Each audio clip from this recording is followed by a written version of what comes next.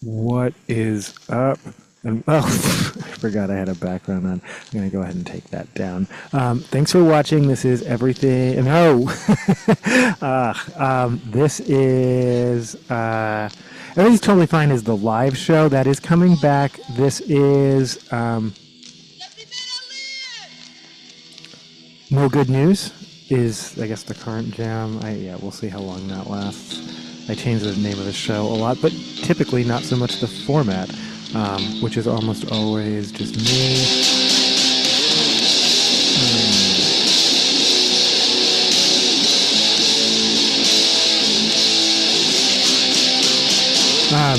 Just me talking about stuff, usually news, sometimes my stuff going on in my own life. I'm going to do a bit of both. I'm going to warn you, my news is not super duper organized. I actually just got back. This is the semi-regular segment called Exactly What I Wore to Work Today. I haven't, including my coat, because it is chilly. It was a chillier day.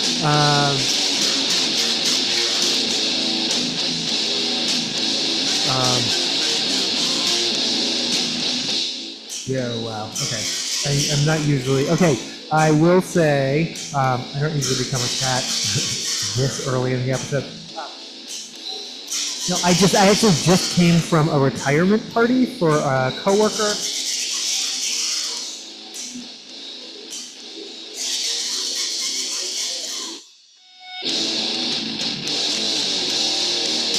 We were listening to Dystopia, by the way.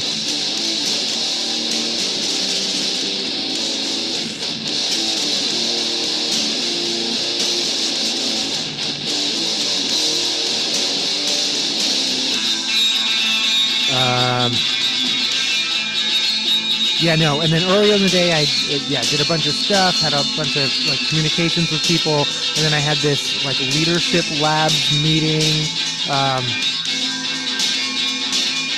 Did a bunch of like talking about like delivering, how we deliver feedback, how we receive feedback.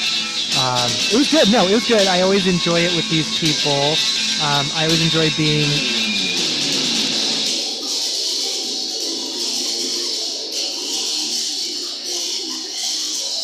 with colleagues.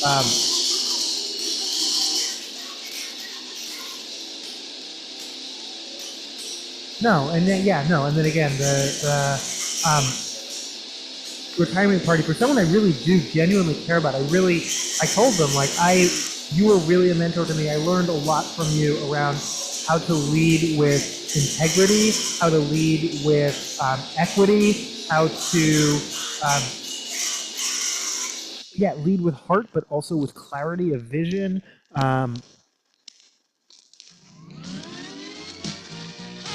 I'm going to play this out. And really how to ask those really challenging questions, including of yourself sometimes. And I meant all that. This is genuinely, but they pulled me aside and said that I had a moment, and then I ended up kissing my former CFO on the forehead, which I was like, oh, that's probably maybe I shouldn't have done that. I was a gin and tonic and a half in. I drank my gin and tonic, and then I drank half my boss's gin and tonic, which sounds really bad, but she was done. She also gave me a ride home, which I appreciate.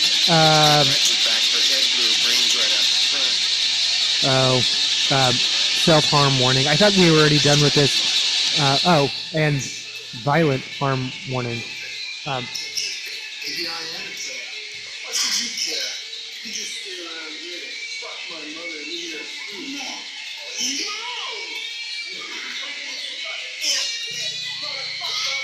Food eater. I realize food eater is so much more offensive an insult than motherfucker in that particular context. I actually found what movie that is, but I have to look it up now.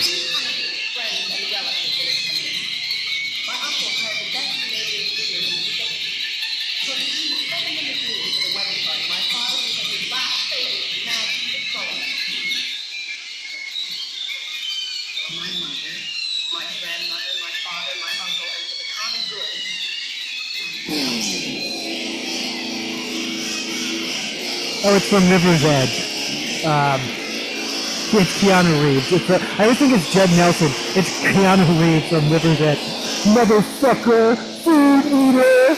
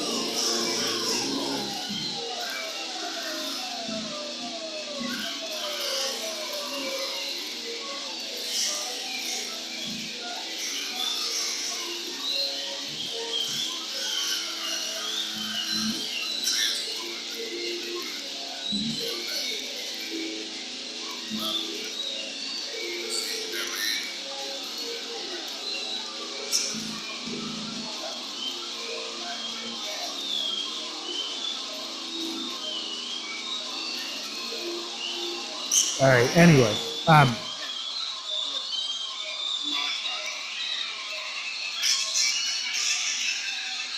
yeah. Okay. Sorry about that. Except not sorry, not sorry. That's how the show rolls. Sometimes it's my show. I get to follow my own path. Sometimes I get to just enjoy the music. Sometimes I just wander off. Sometimes a couple times I've passed out. That's always embarrassing. Oh, I'm still live on the air. Later that day. But I don't think that's good. This is going to be a shorter episode. Like I said, I got some news. Last night we did sort of a deeper dive into Red Note. This is part of like the last days of TikTok series.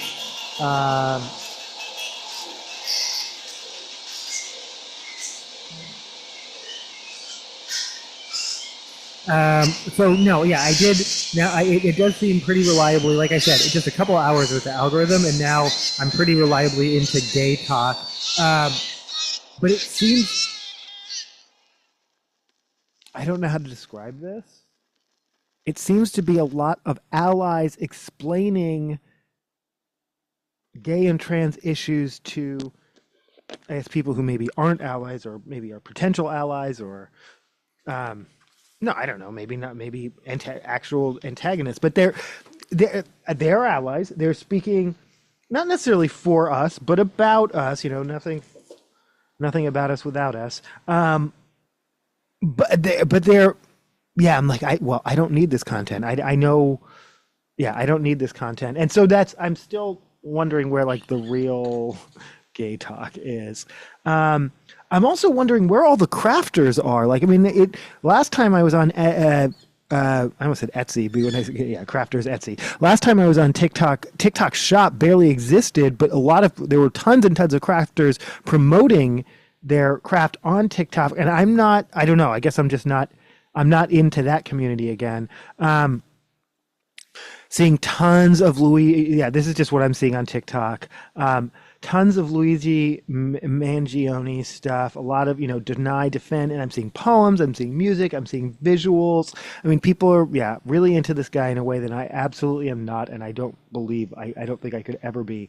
I mean, just again, the phrase written on bullets, my first impression of that was, wait, not even what the phrase were or what it means or anything about the healthcare system, took the time to etch phrases onto the bullets. That's psychotic. That's really out there. But people really seem enamored like that. I mean, I guess from a marketing perspective, that was a choice, and it has paid off because people really seem drawn in by that, and the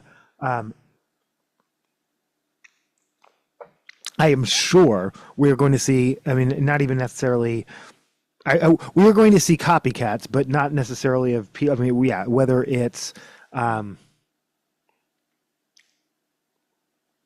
I don't know, anti-Semitic stuff, or we're going to see copycats. And I think maybe some of that will help you see why it's not something to romanticize. But in the meantime, I think, again, I continue to lament living in a society where we are all so desensitized to gun violence that apparently, if you agree with someone's political beliefs, then violence in the streets is an acceptable solution and to be, yeah, to be celebrated.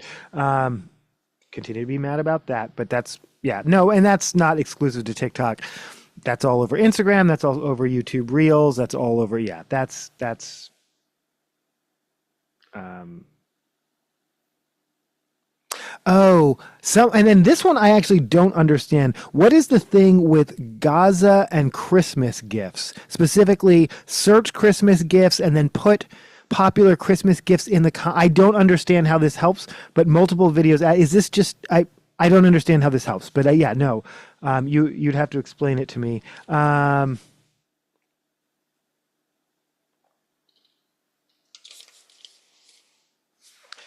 And then hold on, let me see if I can find people. People are celebrating. So this one I remember. Well, no, both of these I know. Yeah.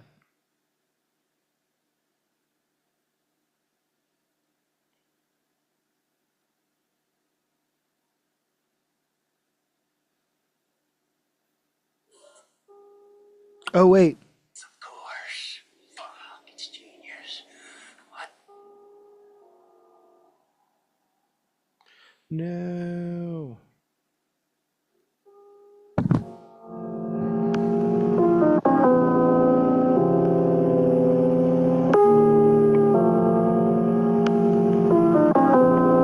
People be like, in 2020, that's all I heard. This was the only song. It kind of is true.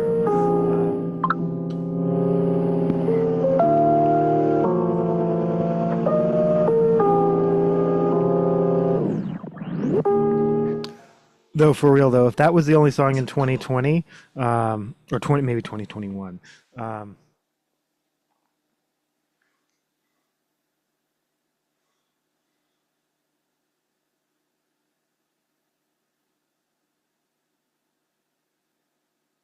mm, Of course. Trump's tariffs are gonna make abortion is health. Trump's tariffs are gonna make things more expensive. Let me learn you something real quick. Let's imagine there's two bakeries in a town. One bakery is local and one imports their bread from another city. If the town places a tax on the imported bread, the local bakery could start producing more bread more efficiently to attract customers. Therefore, with more customers and more product being sold, they could lower the prices, benefiting the townspeople. But hey, I'm just a dumb Trump supporter. What do I know? Exactly. The last part.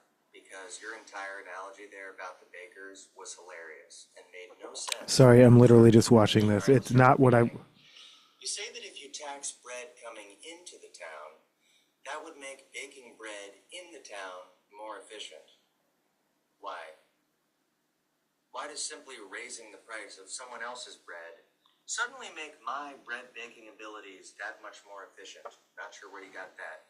But you take this premise and you say, this local bakery will be cooking up so much fucking bread that customers will just start rolling in. Why? What are they smelling it on the windowsill? Why does simply having tons of bread mean you'll have tons of customers? But then this is my favorite part. You say that once all the customers show up to the local bakery, this is when they will take the opportunity to lower their prices to benefit the townspeople. Did you learn that in Santa Claus business? Okay. What company is out here lowering the abortion is healthcare? Merv, come out and see your Christmas gift. Oh, yeah. Merv, guess who brought you a squanch? I don't know. Merv, I think the butternut squanch is from Santa Pagagua. It's from Santa. Okay, it's from Charles.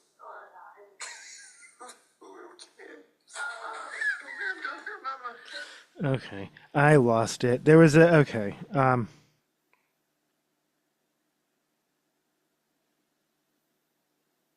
I don't. This isn't the version I wanted to play, but you know this song too.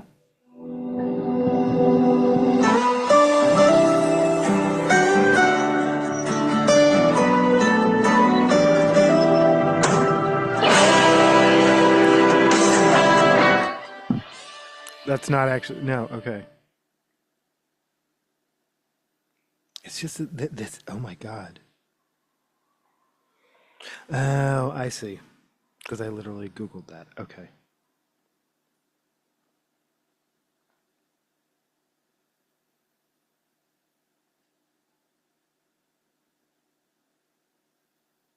A lot of TikTok users are coping and they're using that like the woman like, but the funniest part about it is that the song is actually like people use it as a joke, like oh me saying goodbye. No, to my Chinese spy, but no, it's the song is fucking fire, and they're trying to get it to #1 on Spotify. That's still not the version I wanted to play, though. That's just a guy talking about it. Um,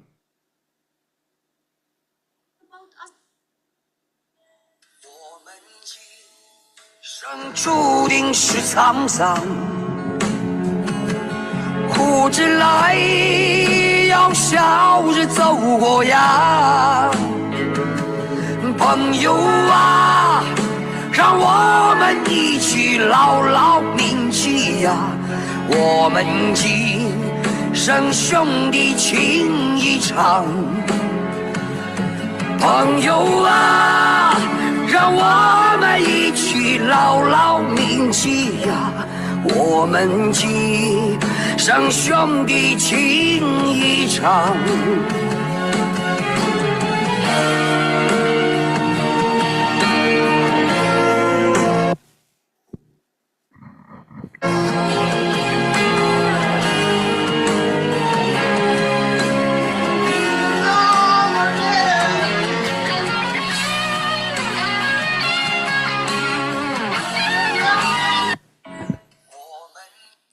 okay. I guess yeah. No, I guess the consensus, as I predicted, is Pete Hegseth kind of held his own.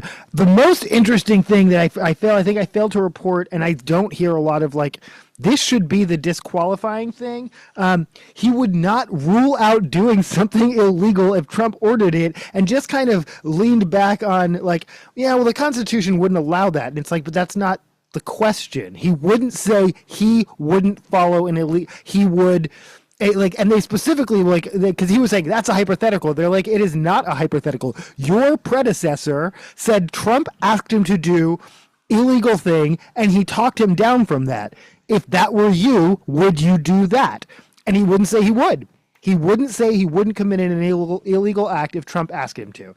Which, I mean, that among anything, I do think it's a little bit wild that he both insisted he doesn't have a drinking problem and said he wouldn't drink if he was Secretary of Defense. Again, I think part of the mistake was really, I do think if mistakes were made, and we're talking about the Democrats, so probably, hammering him on drinking, which a lot of people do, of all political persuasions, and the cheating, which a lot of people do, of all political persuasions, abuse, sexual abuse, physical abuse, all the content warnings just right off the bat. Yeah, definitely, I think should have really been the focus. His fitness, which I think they did I think they did a good job, but MAGA doesn't care. That is not the argument that is being listened to.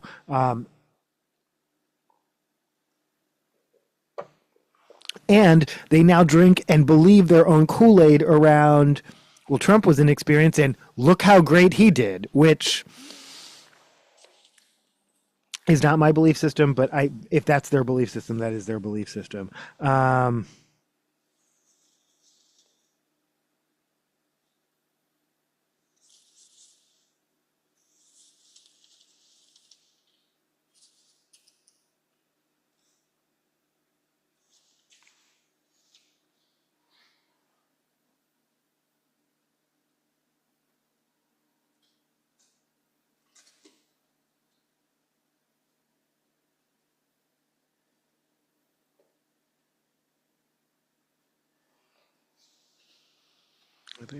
Is that true? Oh, that is true. Interesting.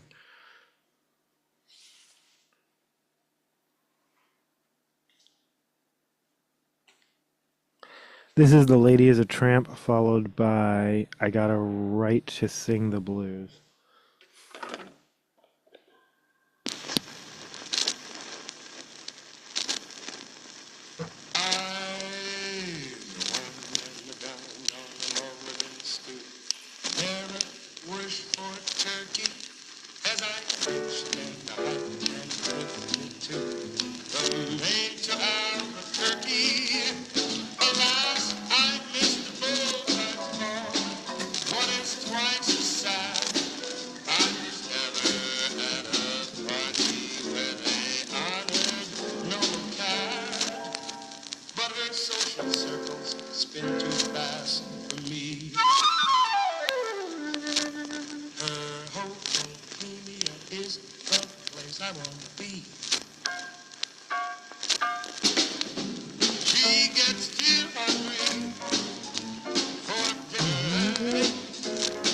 Okay. We'll just start with yeah. No, I don't. I don't think I have international news. I don't actually have wildfire updates. They're still raging. It's not good. Let's just go with inauguration news. Following Greg Abbott's example.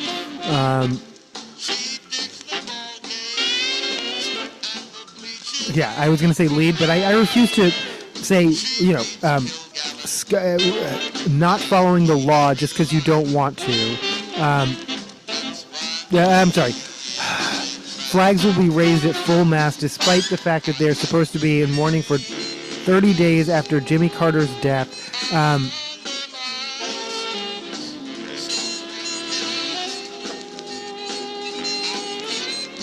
Yeah, I hope Democrats are in office when Trump dies and they don't. And this is not a threat. Yeah, no, sitting president. Yeah, I'm not saying anything. I hope he. I hope he lives a nice, long, healthy life, and I mean that. I don't wish injury or death upon anyone, regardless of their. Okay, sorry, Kat, you. Okay. Bro. Okay. But. When he dies, I hope they're Democrats in office, and I hope they don't raise the flags at all. I mean, I hope they don't lower the flags at all. I hope history, 100, 200 years from now, such that anything that does get named after him gets renamed because they know better by then. But in the meantime, shame on them. And again, it was Dwight Eisenhower, a Republican, who established the standard that flags are at half-mast for 30 days following president's death. But again, they only follow the rules they want to. Also, following Carrie Underwood and Kid Rock, the Village People will be performing at the inauguration.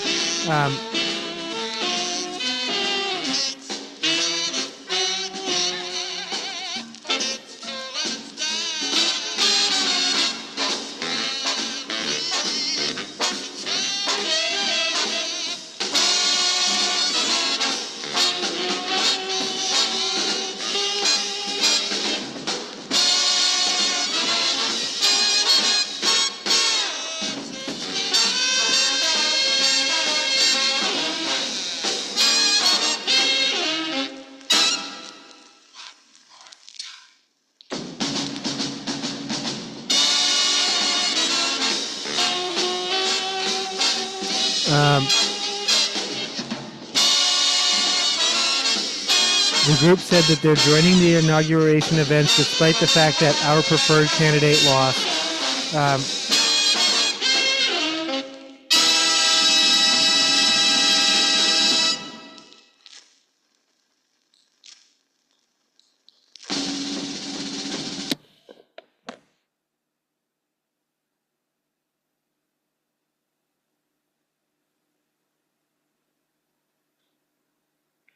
We know that this one, yeah, no, I'm sorry.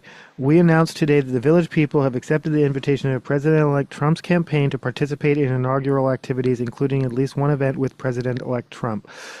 We know that this won't make some of you happy to hear. However, we believe that music is to be performed without regard to politics. Okay, but do you realize this? You are ruining this song for all of us, for whom it was a I'm sorry, a gay anthem, and I don't know how to put this any other way. I was molested by a man at a Y, and I still love that song. Until now, Trump is what ruined. I am absolutely serious. Like, and specifically at the 92nd Street Y, the one where they now host all these celebrity events and they have the background, that actually is re-triggering a lot more than the song Y. For some reason, I never, first of all, because it's the YMCA and that's a YWHA, right?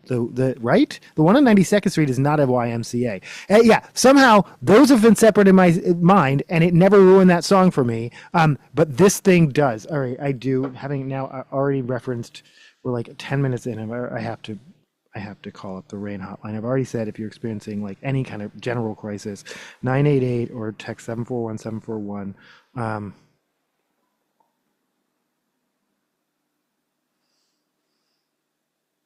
1-800-656-4673 is the National Sexual Assault Hotline. You can also go to www.rainn.org. And that's 24/7. Yeah, honestly, it's the village people performing isn't what ruined it for me. Like seeing Trump and Musk at Mar-a-Lago really did. Like I was just like, oh, I don't think I can enjoy this song anymore. We'll see. In fact, I don't think if I own YMCA, it's on a compilation. I've probably heard it enough times in my lifetime that I can just be done with it anyway. So that's kind of okay for me. Go West though. Oh, that and in the Navy. I'm sorry. They can have. I guess what I'm saying is MAGA can have YMCA. They can't have Go West or in the Navy.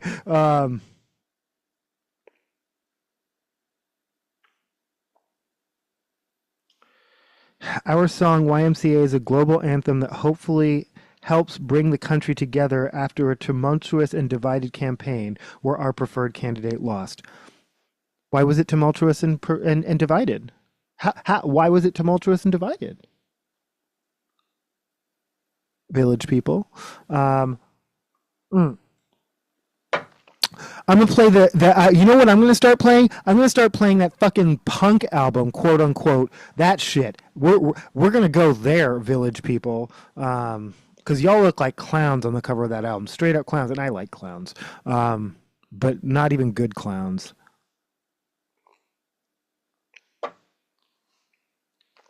Oh, I should bust that out.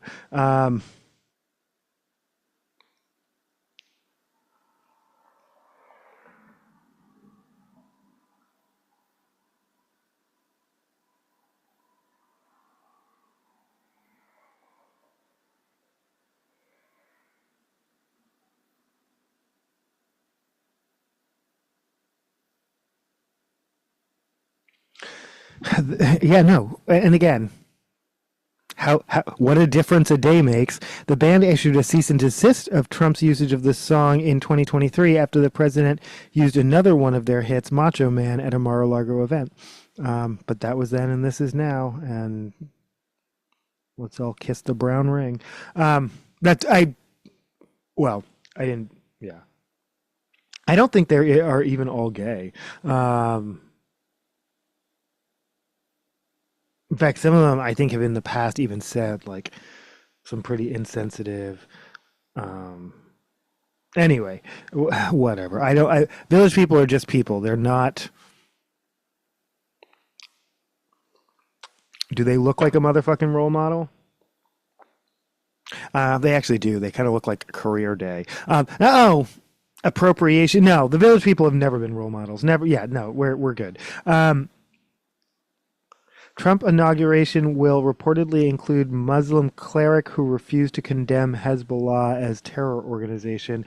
A Muslim cleric who has praised Iran and refused to call Hezbollah a terror organization was reportedly tapped to deliver the benediction at President-elect Trump's inauguration. Husham al-Husseini, a well-known Iraqi-American imam in Michigan, overseeing the Kabbalah Islamic Education Center in Dearborn. Al-Husseini was among a swathe of Muslim voters in Michigan who indicated ahead of Election Day that they would support Trump instead of the Democratic Party ticket in November.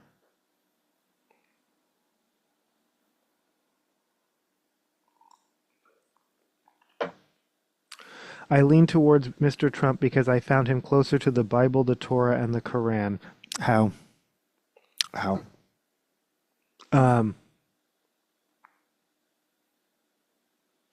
Because I support peace, no war. Yeah, no, I guess of all the single issue voters, I would say I do get Gaza as a, yeah.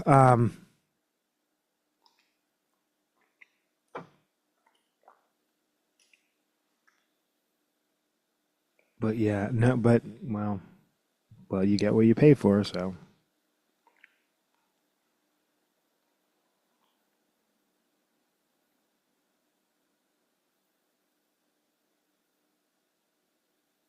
Oh, yeah, Jim Jordan. So there's still talk about pushing. The only real firefighter or wildfire updates I have, still talk of pushing awards. It is awards season and pushing awards ceremonies back. And then Jim Jordan backs the idea Trump should move the 2028 Olympics from LA to a red run town. So this now isn't even about the we're just taking pot shot. Yeah, no. I mean, 4 years from now, LA is going to be fine, and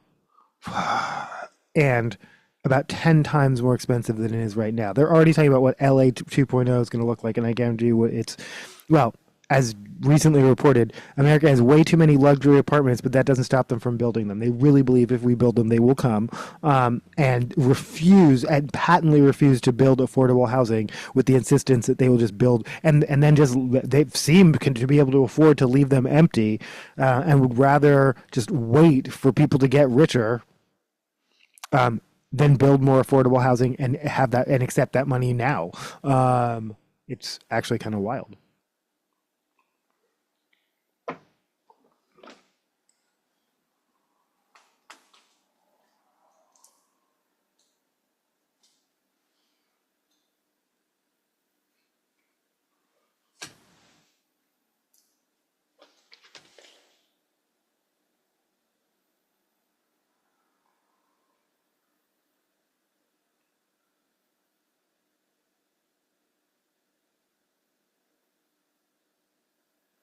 This is after you get what you want, you don't want it by Marilyn Monroe, or performed by Marilyn Monroe, off of Movie Tone Records.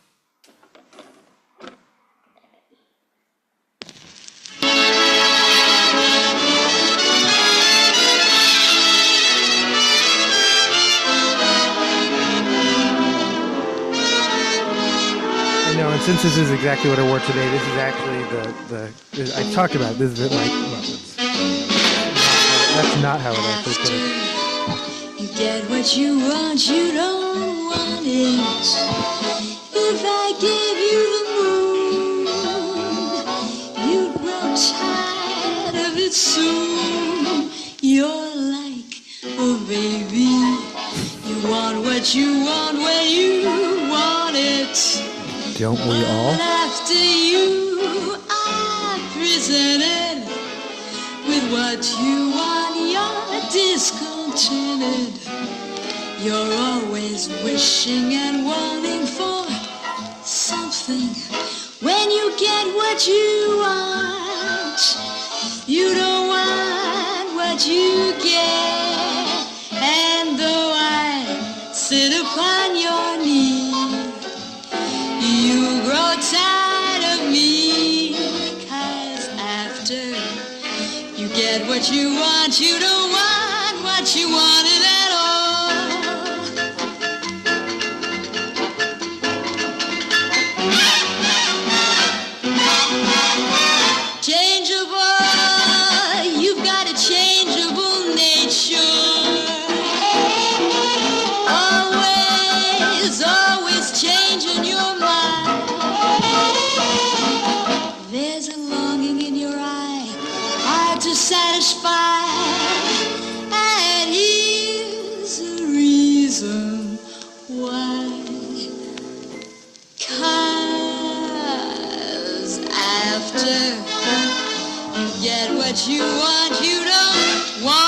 it if I gave you the moon?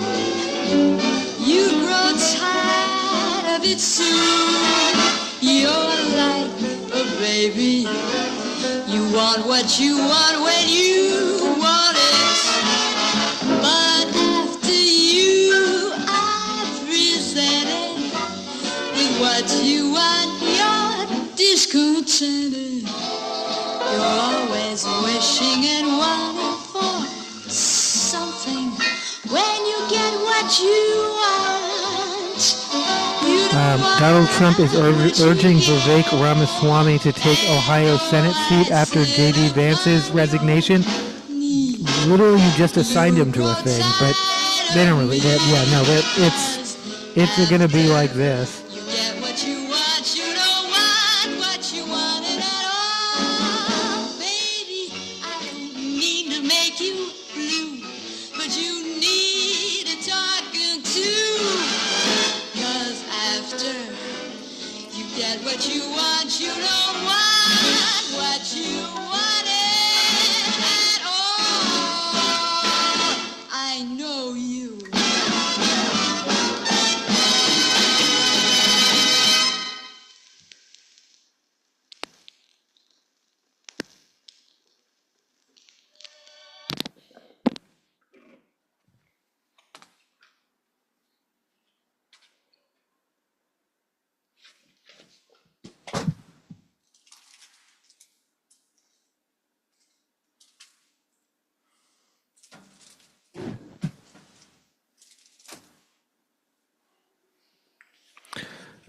This is cold, cold, cold. This goes out to anyone who's apparently working in their rented office today.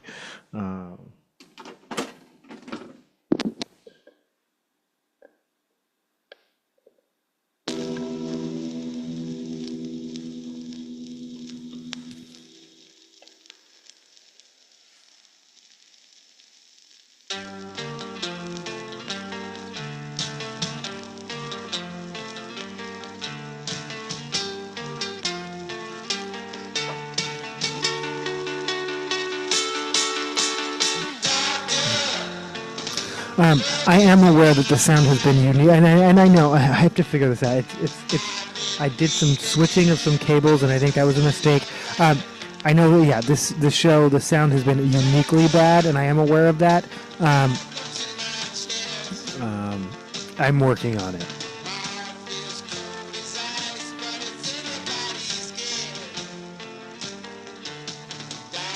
It's actually currently not that cold in here.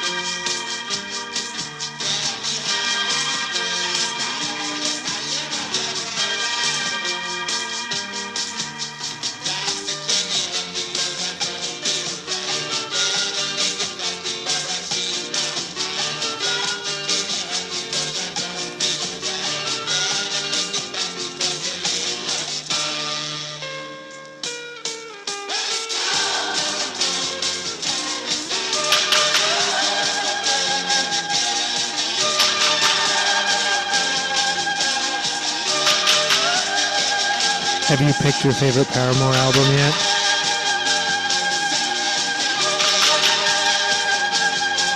I'm not revealing mine until someone either puts in the comments. All right, if you had to get rid of every Paramore album except one, which album would you keep? You can only keep one.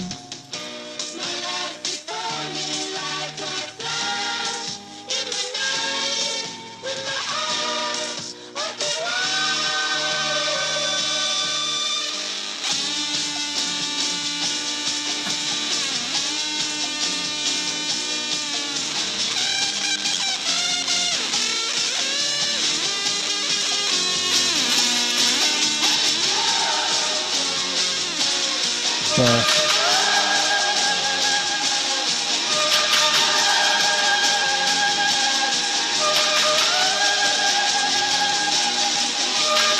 In any event, they do tie it in with the fact that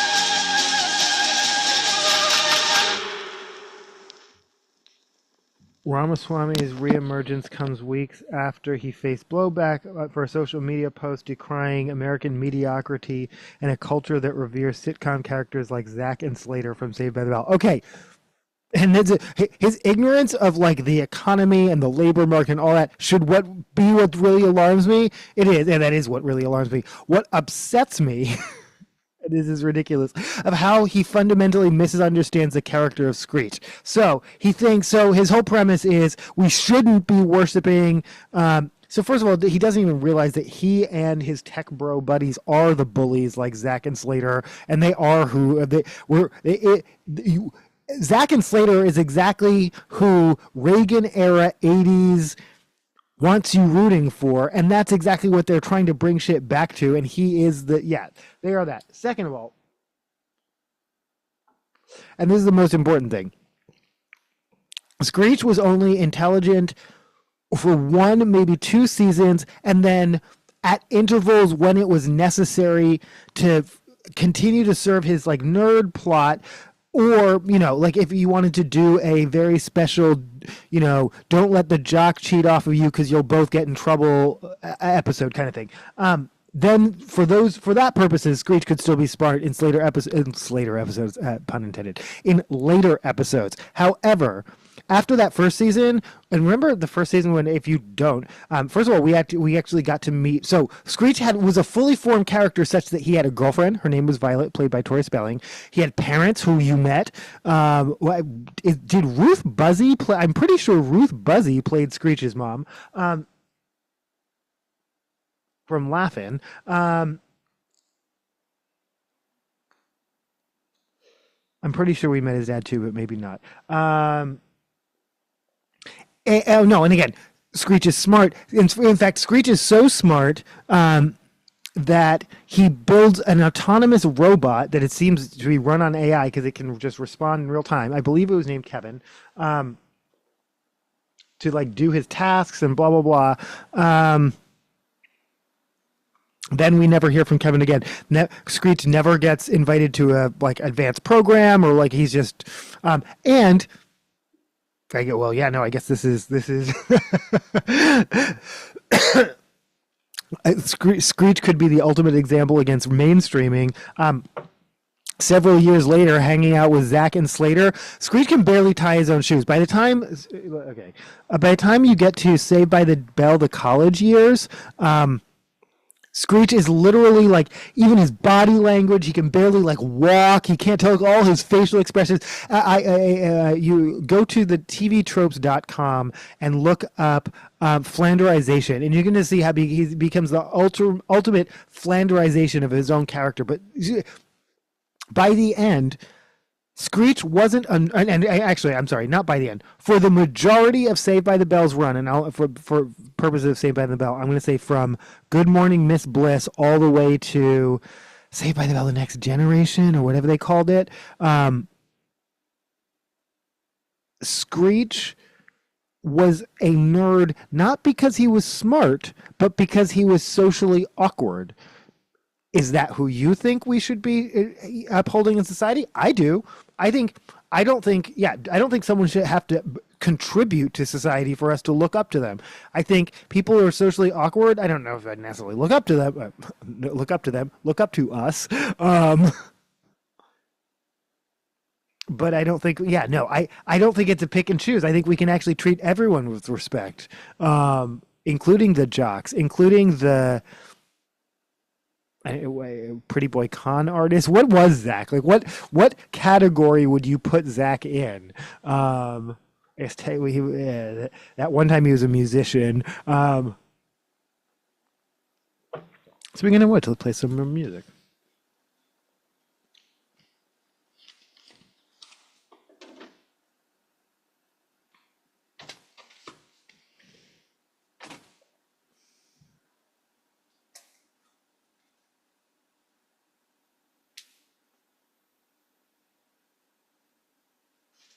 You know what? Yeah, I don't know what. I still don't know what category I would put Zach in, but I absolutely. So this just popped in my head because didn't I know I keep wanting to say Mark Anthony, Mark Paul Gosselaar end up on NYPD Blue. Zach absolutely would have ended up a cop. Like Zach, the quote unquote high school bad boy who's always trying to break every rule, absolutely would have ended up the cop. That's who he is. I believe this is called 26. This is by.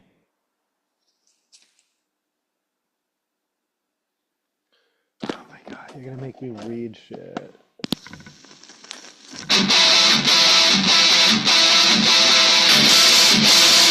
Is God program with 26 off of Forever Last Another Year?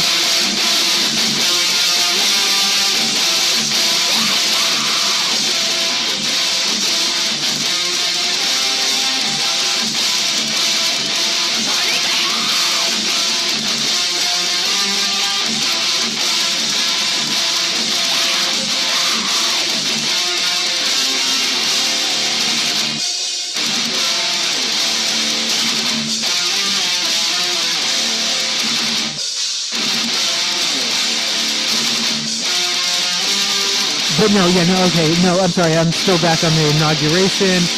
Carrie Underwood, like people are acting like, oh my God, I'm shocked that she's MAGA. Again, her first song is a revenge fantasy. Her second song is called Jesus Take the Wheel.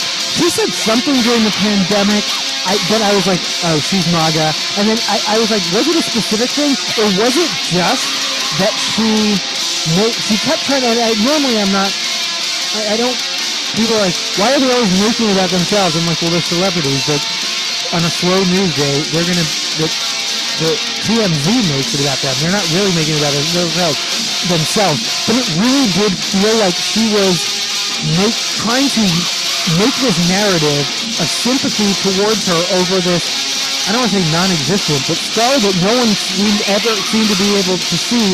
But it's disfiguring, it's life-altering, either she got over it or she got the memo that, like, you're not getting sympathy for this. But, again, this was in a pandemic. People are dying. Just that alone, maybe, was what made me be like, oh, I don't... and she's a country musician, so... unless you explicitly speak out otherwise, I'm probably going to assume not necessarily MAGA, but that you're conservative.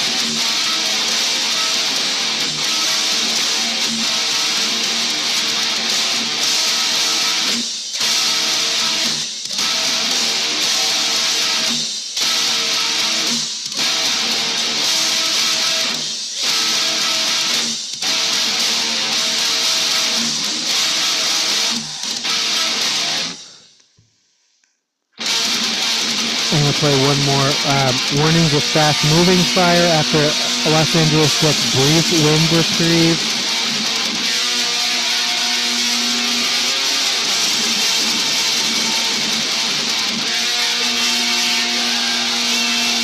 Oh, and so Michelle Obama won't attend. Will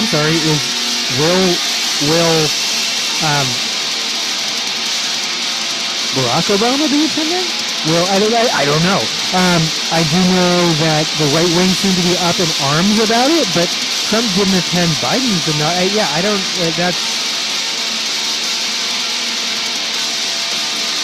Their outrage is selective, but probably so is ours.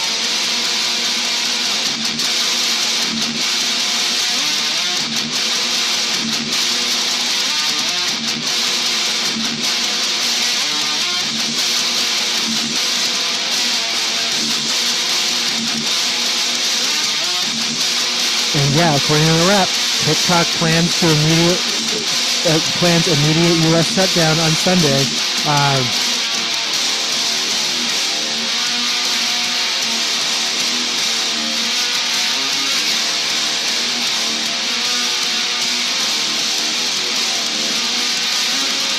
They are not fucking around. We'll find out. Let's find out. FDA announces ban on red dye number 3.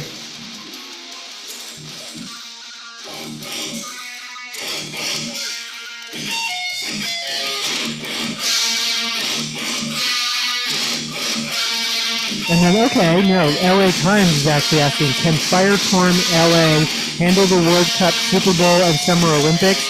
That's a ridiculous question. Those things all bring infrastructure. Like, cities get built for those things. Cities get reshaped in all sorts of ways. In fact, almost a raised city gives you, in a really dark way, like a blank canvas. That's exactly what you need right now, are those things.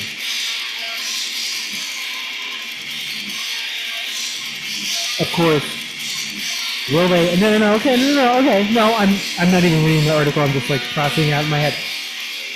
Will they have everything they need, including the materials and labor, to build an entire Olympic Village if they're still rebuilding? Okay, no, my answer is still yes, and it would only benefit their economy, and also cynically just whatever, Jim Jordan, like, and give it to a red state just because we can do that, and I guess, but.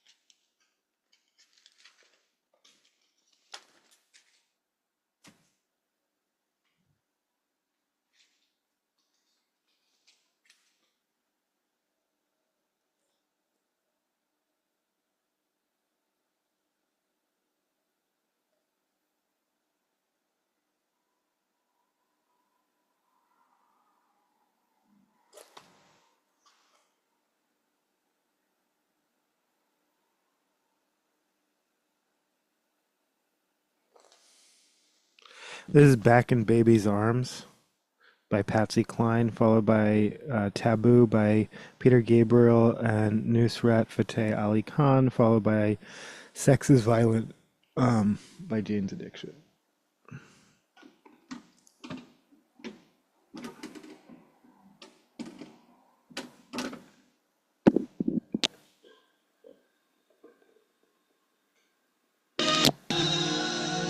So. I think Nicki and Mallory.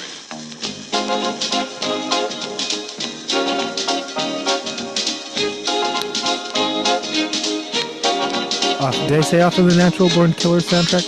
Off of the Natural Born Killers soundtrack. We're gonna listen to 4 selections of it.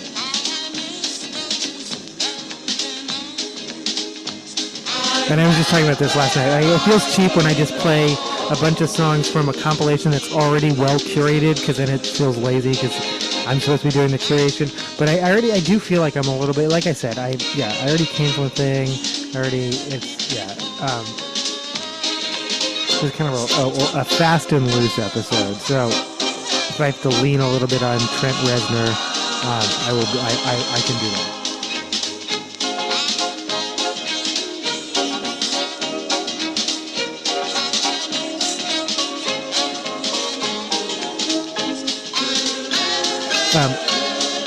Mandy Moore and family shelter with Hilary Duff during the wildfires. There's Mandy Moore and Hilary Duff together.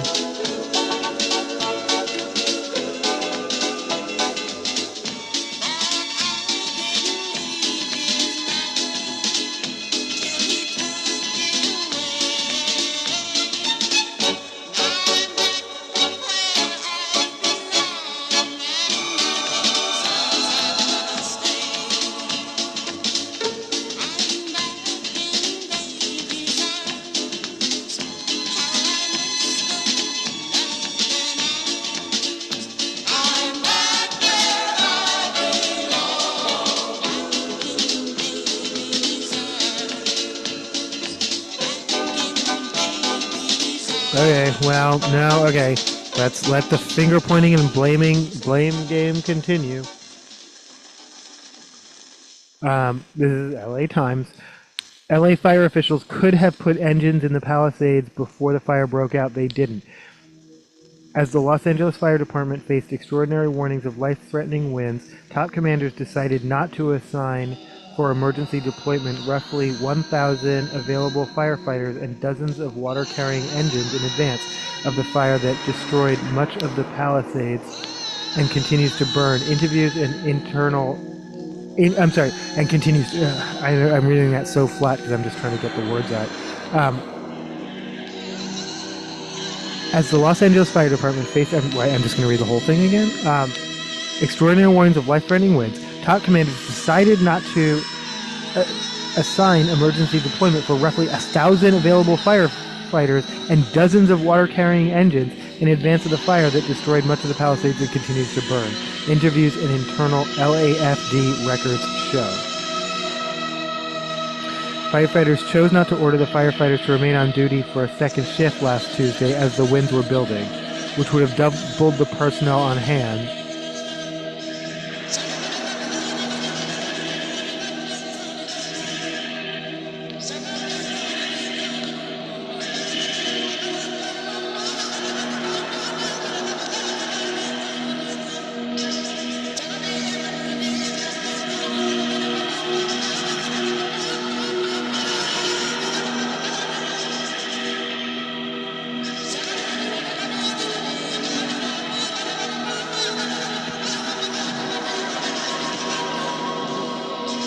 Yeah, variety of videos. Basically, just people interviewing Trump supporters, like ask. That's the other thing on social media. Like, what is woke? And they can't define it. They can't.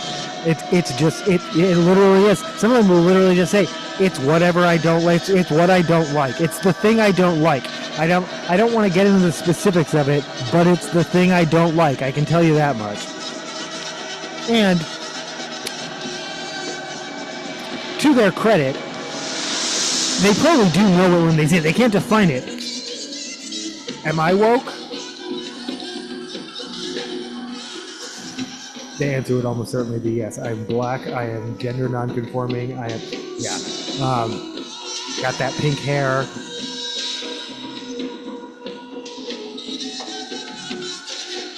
Those poor life choices, face tattoos.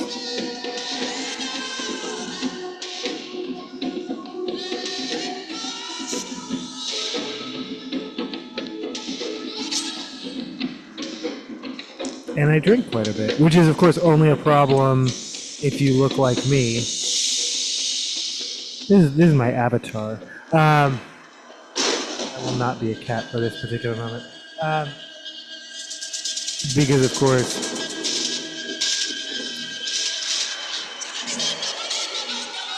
Pete Hegseth, totally cool. What I'd like to believe, to my own credit, and I try not to be a hypocrite, I don't call him out.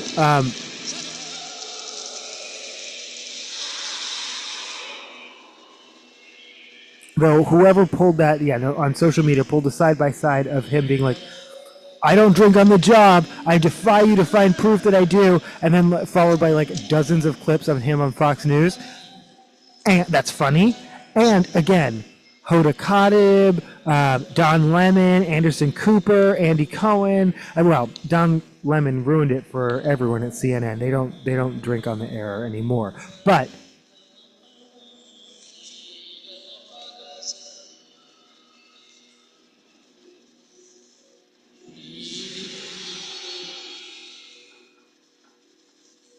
it is not disqualifying for on-air talent. It is not.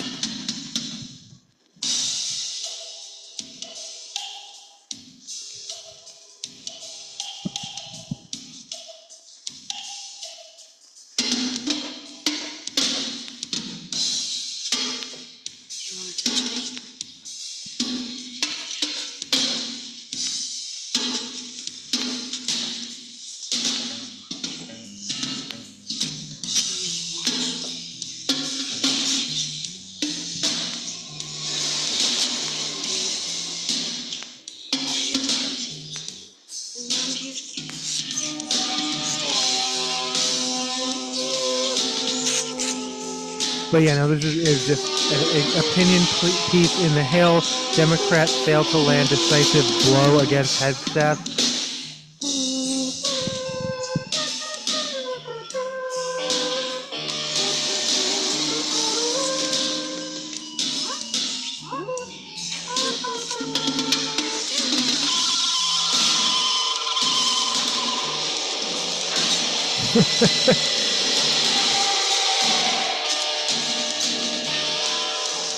It's not the first time I've realized. It's the first time in a long time I've noticed that wasn't trumpets. It's just like them going.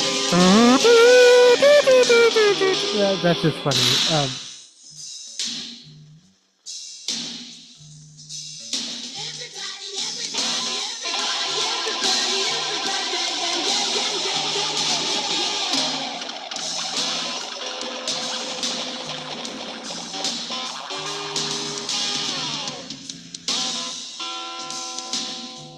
There's going to be people turning up in canyons, and there are going to be people being shot in Salt Lake City because the police there aren't willing to accept what I think they know, and they know that I didn't do these things.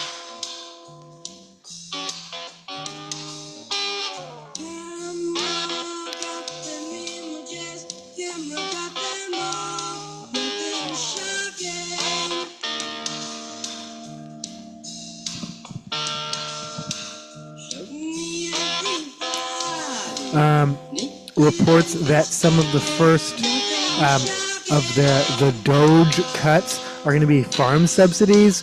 SNAP, of course, is expected, but that is going to impact farm subsidies, and screwing over farmers is probably not the best way for them to start.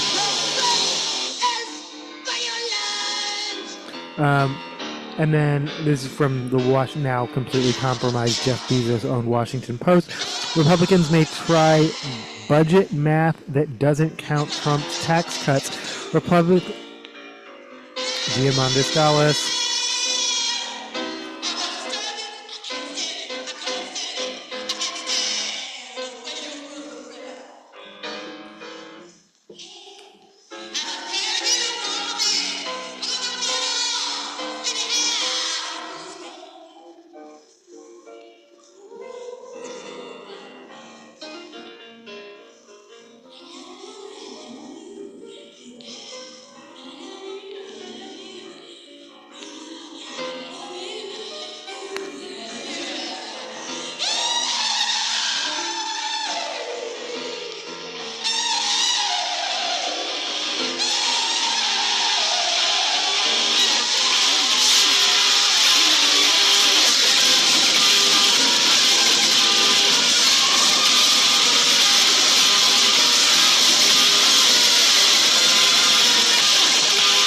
I'm all like, wait, one more song after? I want to play the whole soundtrack now.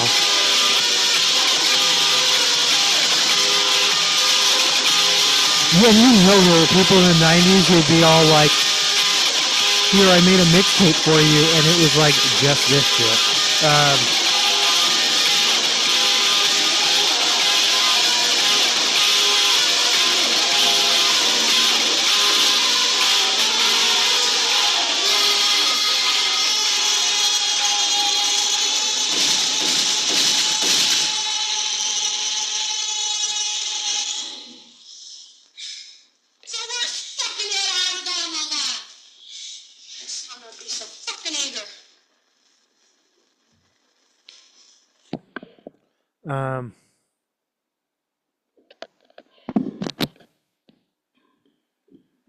This is, yeah, no, I'm going to play History Repeats Itself and reserve the right to actually play one more song after that.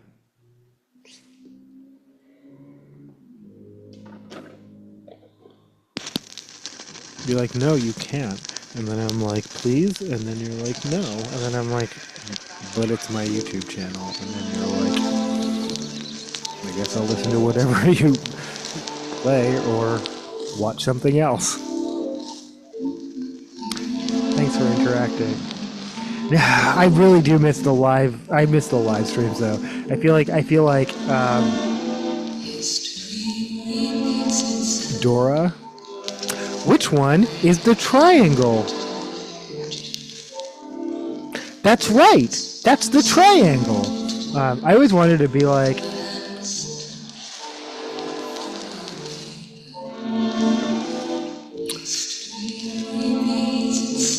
Can you tap on the magic ruler? Tap on the magic ruler. Tap on the magic ruler. Oh my god! Oh my god! You didn't tap fast enough! Or, you know, something like that. Like.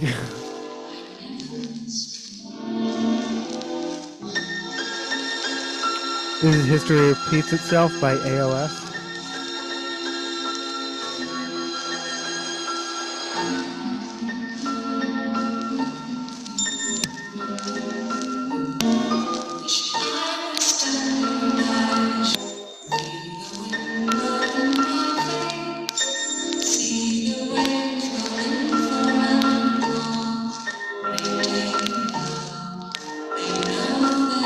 Oh my God, Fork Boy, Lard by Fork Boy is on this record. I am not playing that next.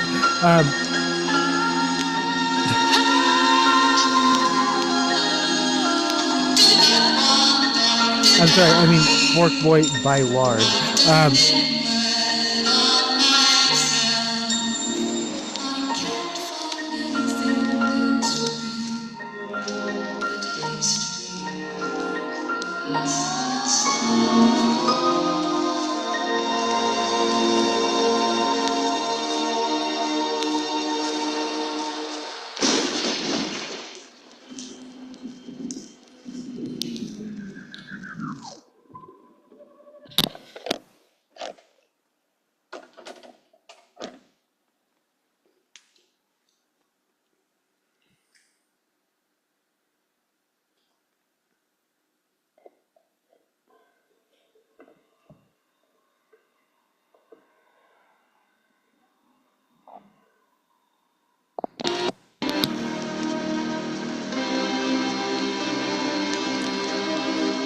This is the end of A Warm Place by Nine Inch Nails.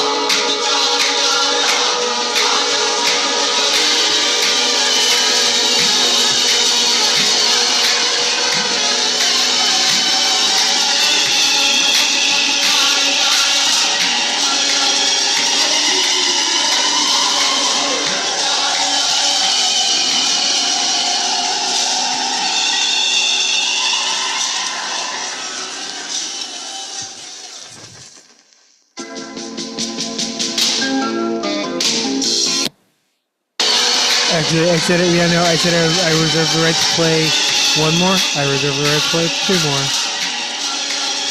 This is The Future by Leonard Cohen. Sorry, I went back too far.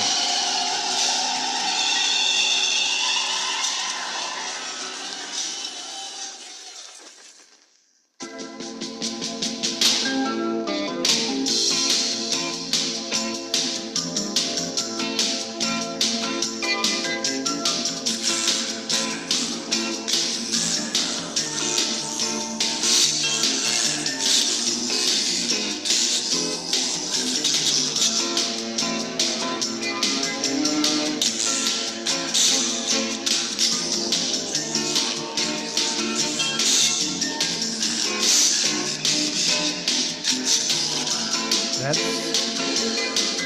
not consensual.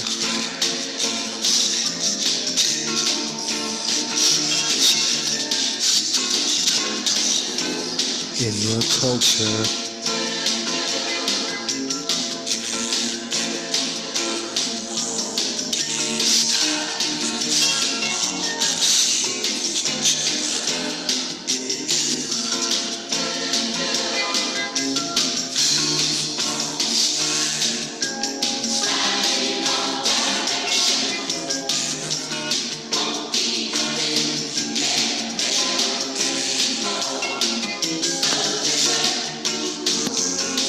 I'm sorry. Yeah, okay. Republicans plan to pass a massive new tax cut in the early days of President-elect Donald Trump's second term, are running into a major obstacle, the price tag. Extending Trump's 2017 tax law would add $4.6 trillion to the national debt over the next decade, according to Congressional Budget Office, lawmakers' nonpartisan bookkeeper. But now some leading GOP tax writers are arguing that extending the law wouldn't add the nation's $36.2 trillion deficit after all.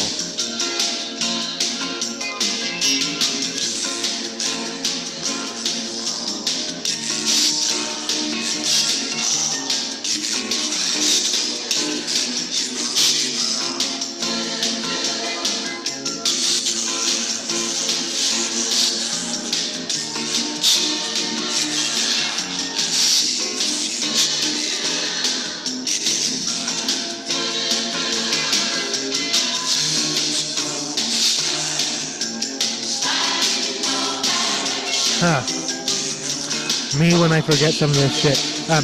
Their proposal, though arcane, is, and again, this is from the Washington Post. This is Jason Bogage. Bogage.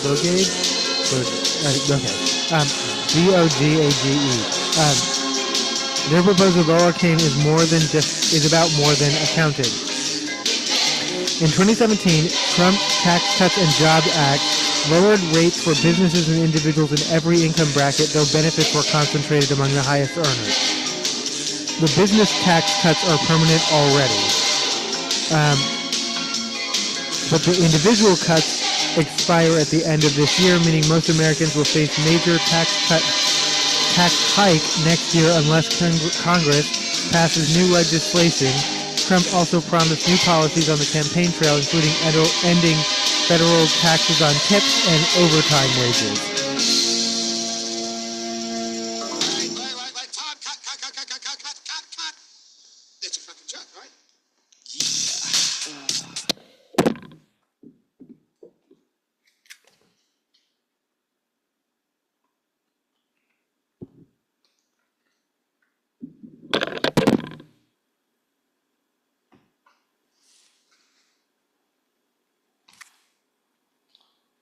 Next time, don't be so fucking eager.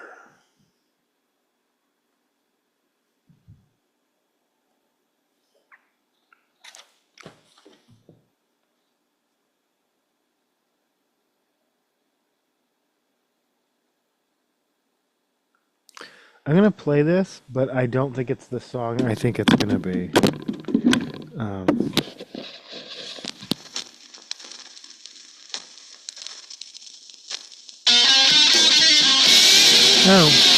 Is Island in the Sun performed by Monkey Pirates off of a punk tribute to Weezer.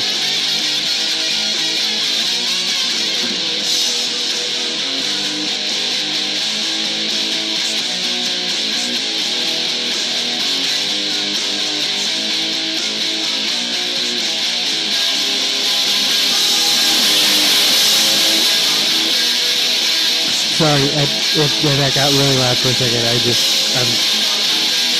don't understand these.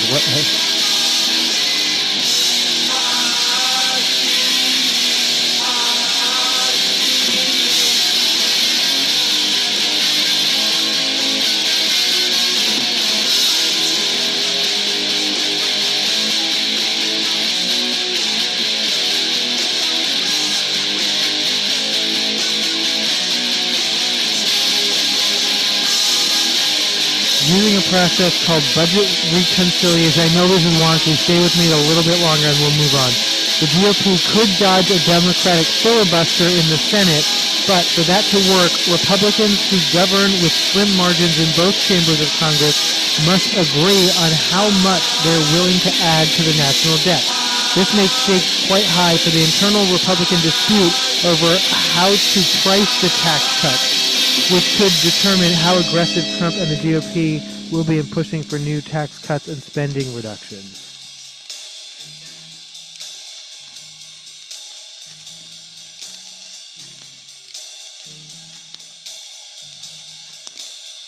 Already, some fiscal conservatives are voicing concerns about adding trillions more red ink to the nation's books, and they want to use the tax bill to codify GOP campaign promises to slash government spending.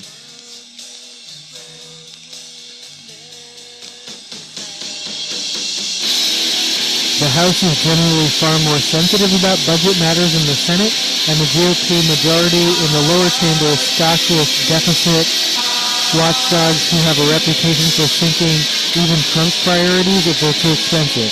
The Senate is eager to chalk up an easy win for an incoming president with less concern about cost.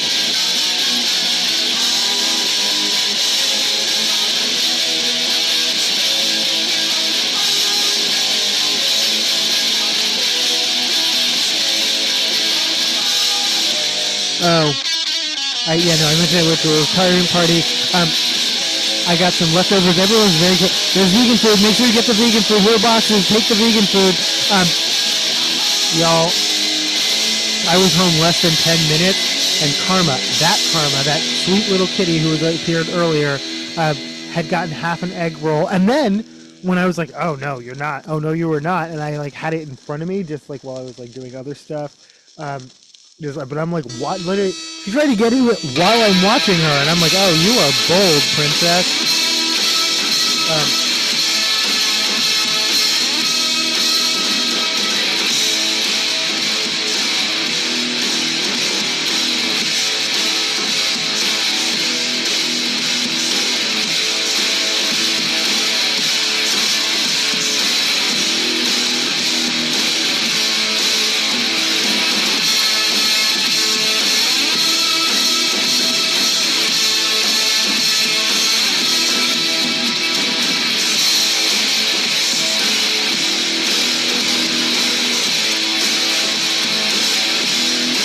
This is not the fizzy bangers with Holiday.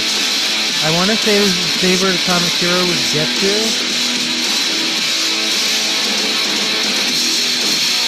Yep.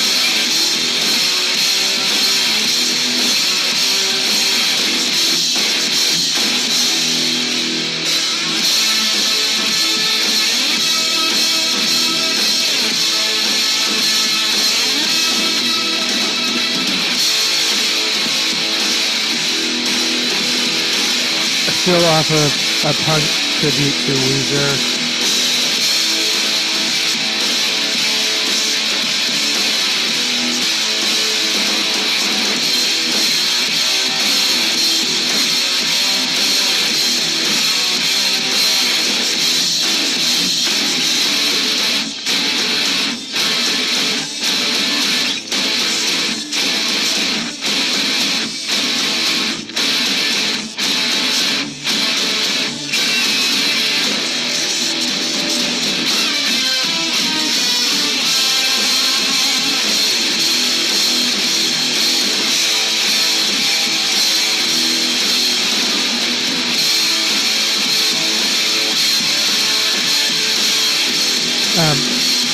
Flanked by Kamala Harris and Anthony Blinken, Biden takes credit for a ceasefire that has not officially happened yet. Again, the US has announced it, Hamas has announced it, Israel's like, we're still ironing out details. That part.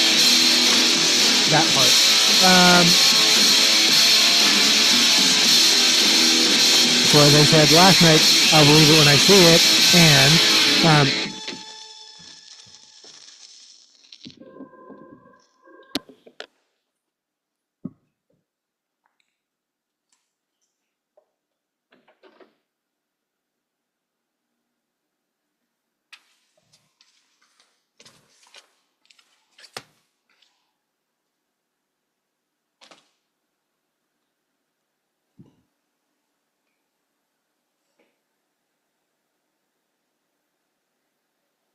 oh, this song is called 26.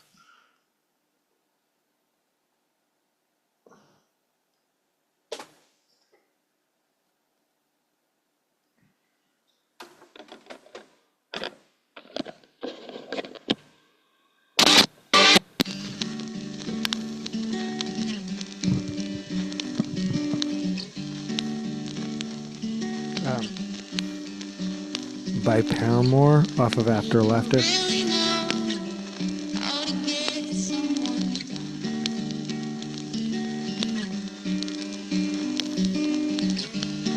Everything was fine until you came. but President Donald Trump also seeking credit and was first to release a statement on the deal.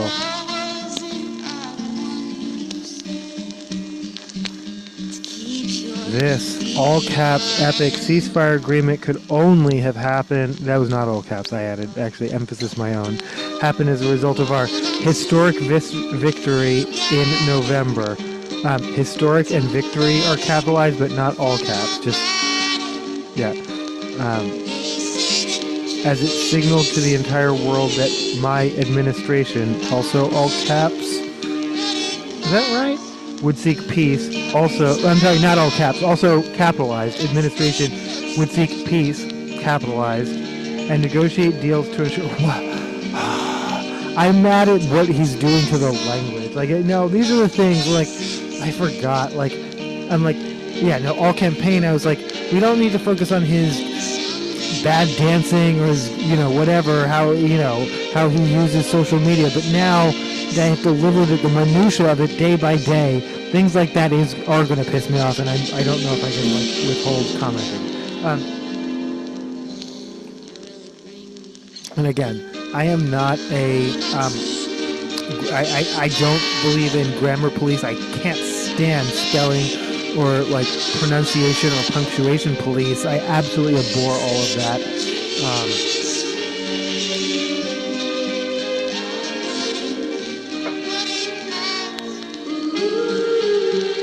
But when someone who communicates this way is this influential, it is disappointing to me.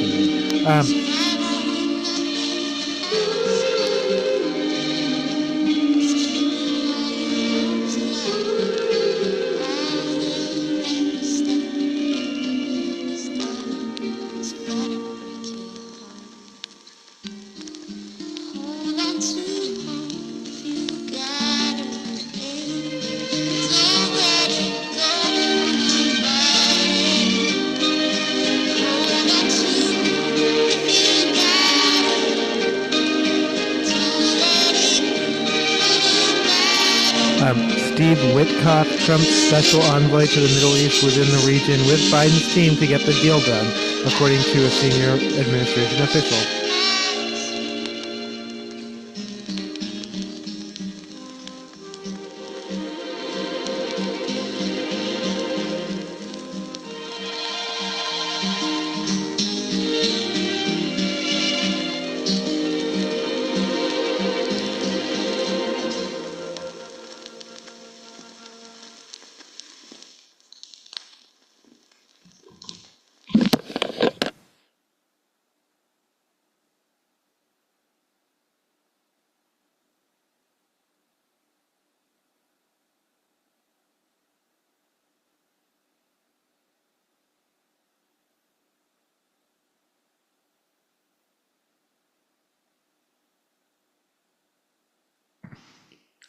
This deal was developed and implemented as Biden under my administration, but the terms will be implemented for the most part by the next administration. In these past few days, we've been speaking as one team. I told my team to coordinate closely with the incoming team to make sure we're all speaking with the same voice, because that's what American presidents do.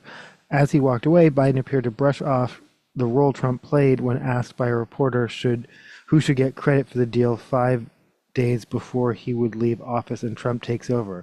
Is that a joke? Biden responded.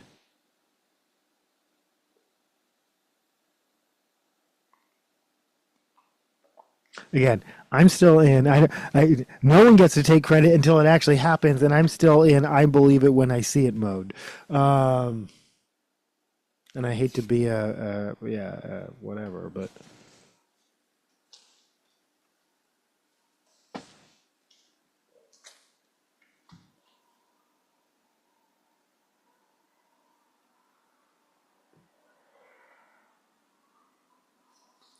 This is Creepin'. It is not by Metro Boomin. This is by Haley Williams. I almost said Haley Steinfeld.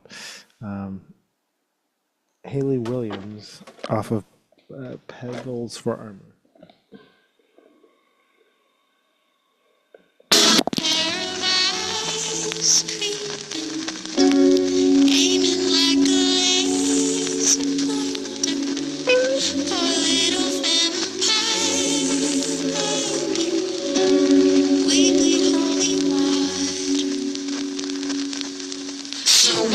creeping round here? Why you creeping? Why you creeping? Why you creeping round? Stranger not a threat. I admire your dedication. Poor little vampire.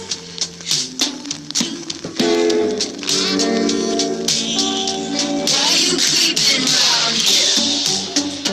Why you creeping? Why you creeping? Why you creeping round here?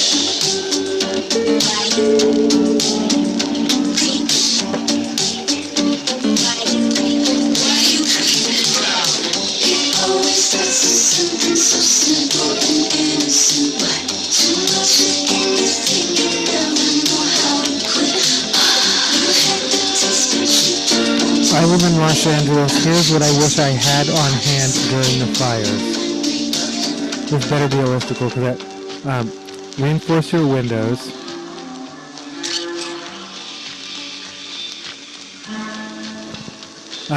Reinforce, yeah. First and foremost, Habre recommends staying indoors as much as possible and keeping your windows closed. While the air may look clear, the air quality. Excuse me, Hilly Williams. I was speaking. No, sorry. While the air quality may look clear, the air quality. While the air may look clear, the air quality index only tells half the story, as it doesn't typically measure lead, arsenic, and asbestos, all of which Habre says are released when buildings and homes burn.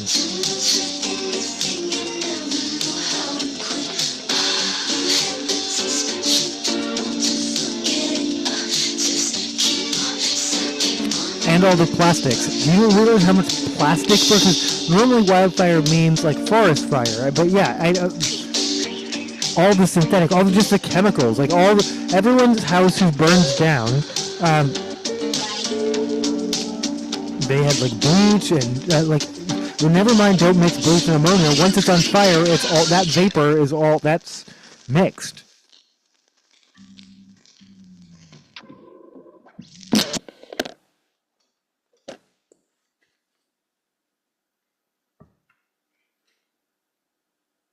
I don't know why that felt very Taylor Swifty.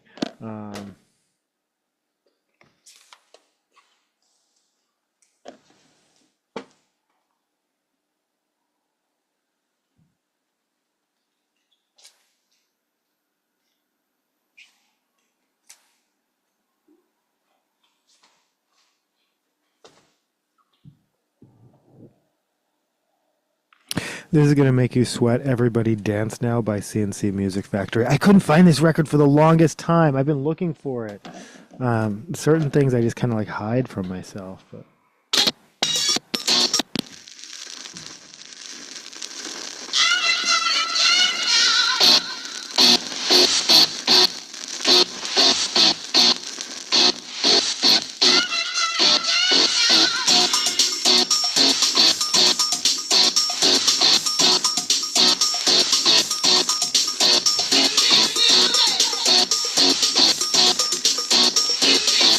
Oh, yeah. Don't expect Yahoo Life not to turn literally the LA wildfires into an advertorial listicle. Where they're trying to sell you Duck Max Strength window insulation kit. Frost King self-stick foam rubber weather seal.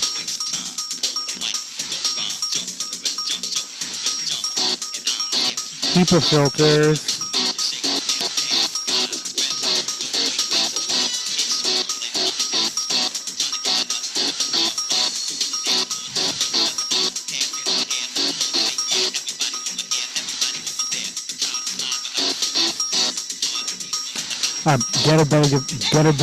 Get a better vacuum. I was not prepared for this tip, and truthfully, I had no idea. Habre informed me that a subpar vacuum can suck up things like crumbs and cat hair, but can spit allergens and ash right back into your home. And that ash can be toxic even if you're sealing your windows and cranking your air filters. You could be carrying those harmful particulates into your home and onto your clothes and pets. Okay, vacuum. I wouldn't have thought of that. Clean your drinking water. So yeah, no. Water filter. Okay. Good quality protective face masks. Yeah. Those N95s will never go out of style again. There will always. Yeah, no. I mean that.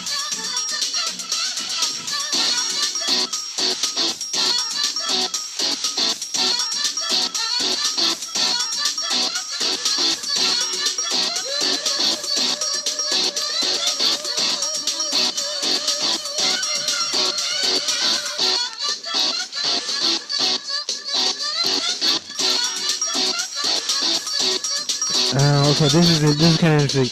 Unfortunately, there are no N95 masks small enough for kids. KN95 masks are essentially the same as N95s, but the K stands for Korean, since that's where this design type first came to popularity. That said, the lack of regulations around KN95s also leave loads of room for counterfeiters. And they do suggest a brand called Well Before, which I will mention only because they said they tested brands for 2 years, and this one, again, because they're counterfeits. Get ready for no bath water. They have like bath sponges, like adult wipes, pet wipes. You can use pet wipes on your hypoallergenic pet wipes on yourself. Okay, no, there's this. Okay, okay, interesting.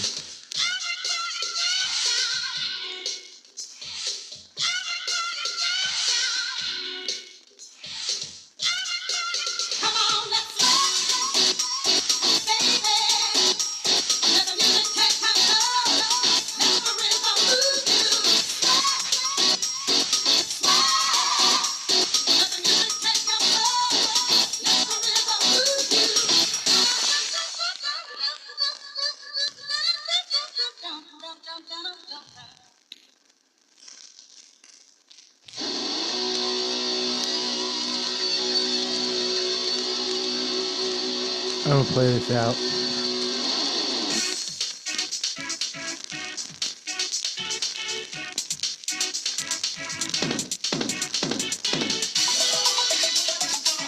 This is Here We Go, Let's Rock and Roll by Scenes. Quickly!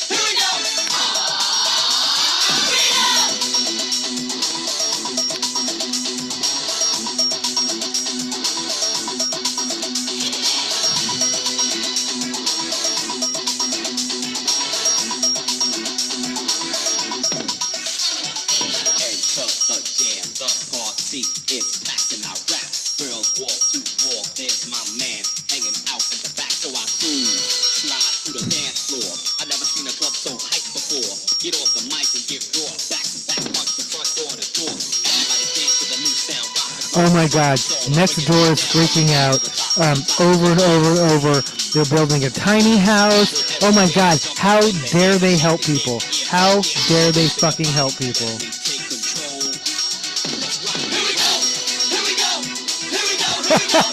Oh my God, you got me! It said illegal aliens have invaded Ridgewood Elementary schoolyard for Canadian Goose. Okay, that's hilarious. That's actually... I have to respond to that, because that's actually...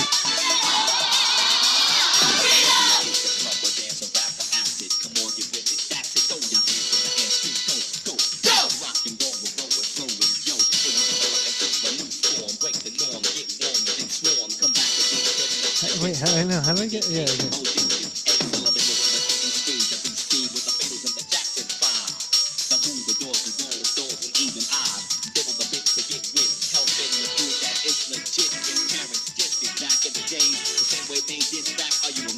Oh.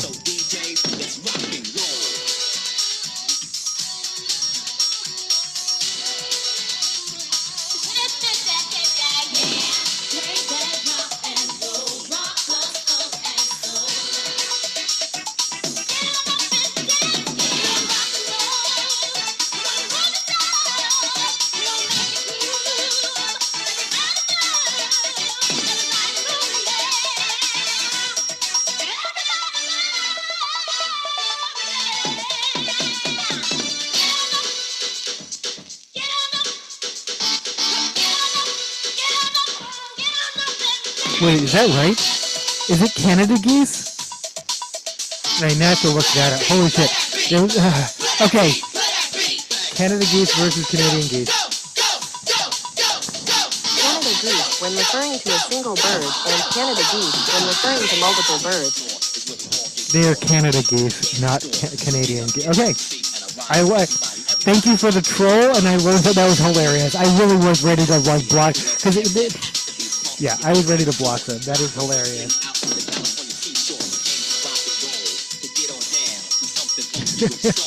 One geese produces roughly 1,000 pounds of cigars a year. So they were holding about Cuban cigars on this thread. This is actually possibly my favorite next door thread. That's actually what I needed today because. Okay, successfully trolled. You got me.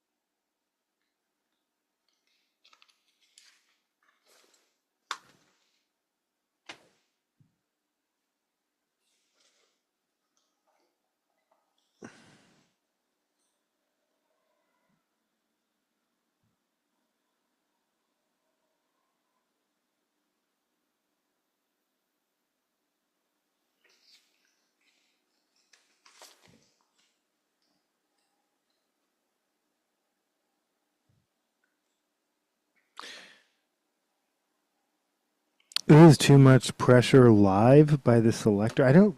Is that okay?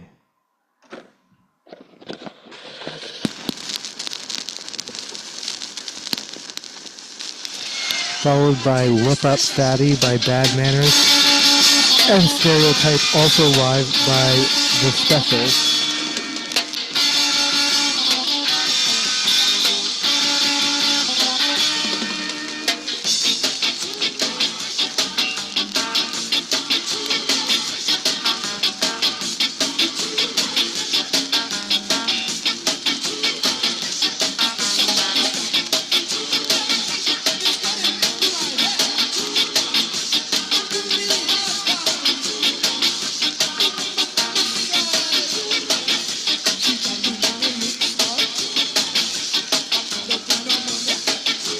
Oh yeah, this is from the Intercept, who insists asking for your email is not a paywall. It's not, because they let you actually read the article, but they don't let you close out that window, so you decide for yourself.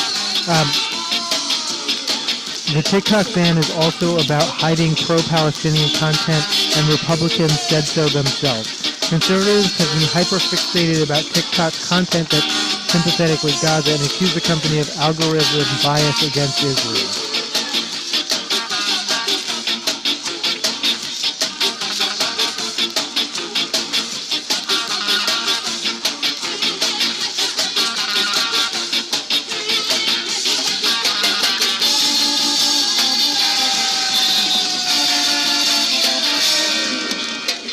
Oh. No, and you can't read the whole article.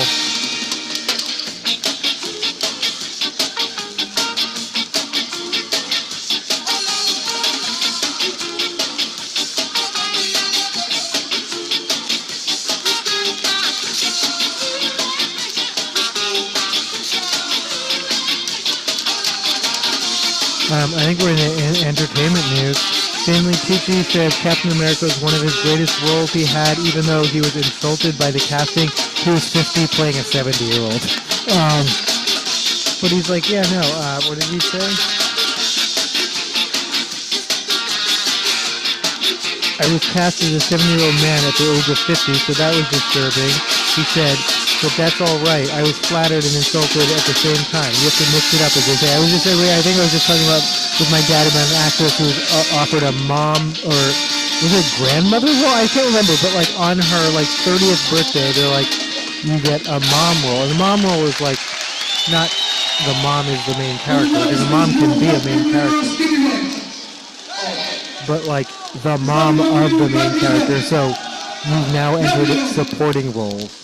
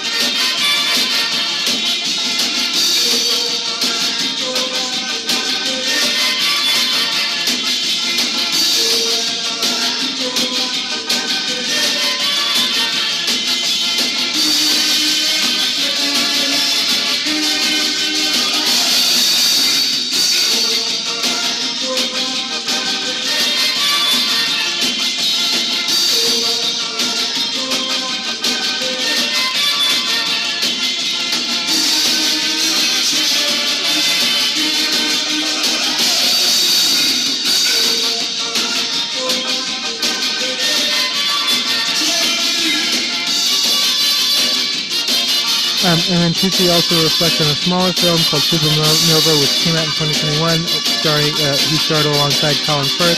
It's an absolutely beautiful film. I love the director, Harry McQueen, and it got wonderful reviews and everything, though there were no awards or anything like that. It made me sad for the director-writer because I think he's extraordinary. Getting an independent film about a subject gay off the ground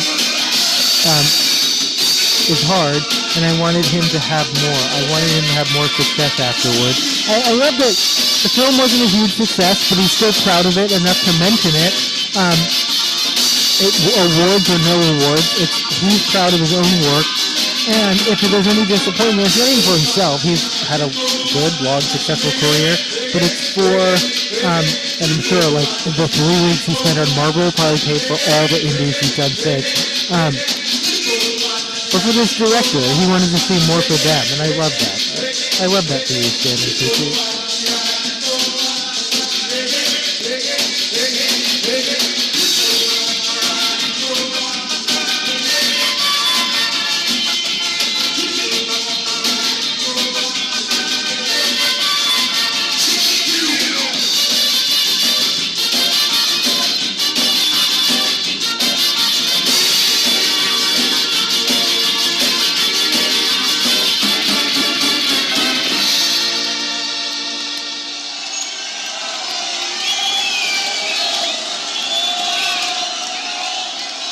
You can already hear it warming up.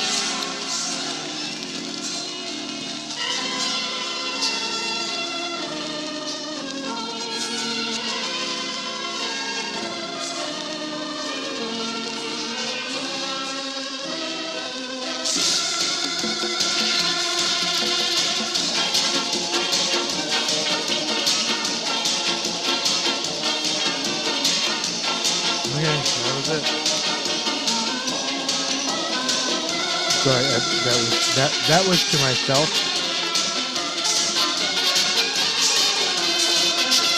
I like this version. What I've always not liked about this song, it's a little slow.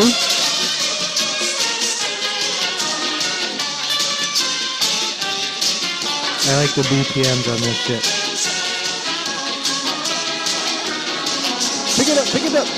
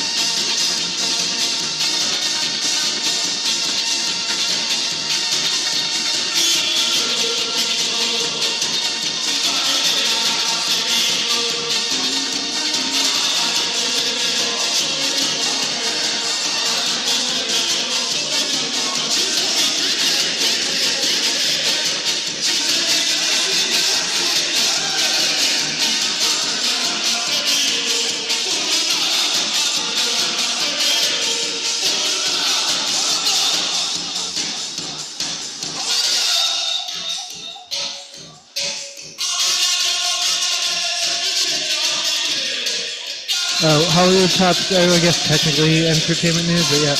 Fortune, Hollywood stars and top technologists. Is that technologist? I don't know. Mark Ruffalo speaking before the ACLU is the image they use to illustrate this. So you decide what a technologist means to you. Want to billionaire-proof social media using Blue Sky protocol. The social media Blue Sky has, I've been talking about Red Note, I've been talking about TikTok, which T-5 days and counting. Blue Sky now has 27 million users, becoming a viable replacement for Elon Musk's X. According to a report last week about a new funding round, the Public Benefit Corporation may soon be valued at $700 million.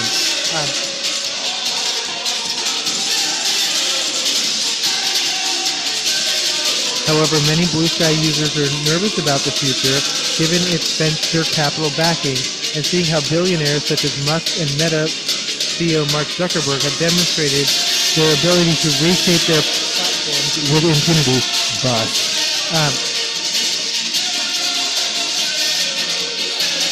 So an unusual coalition has assembled to billionaire-proof Blue Sky's underlying technology and ensure that even if Blue Sky itself were to end up under an oligarch's control, users would have the ability to easily jump ship and take their connections and data with them to other social media networks. Part of the project involves stimulating the creation of those other networks, which could move past Twitter clone territory and take on platforms such as Facebook and Instagram. The Free Our Feeds campaign includes Hollywood actors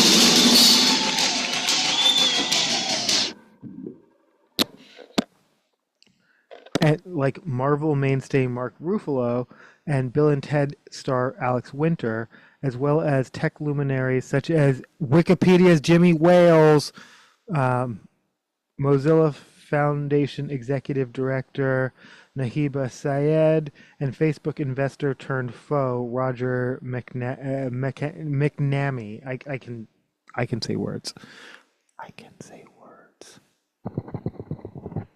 words. No, I don't know why I'm ASMRing that shit. I can say words though. Sometimes.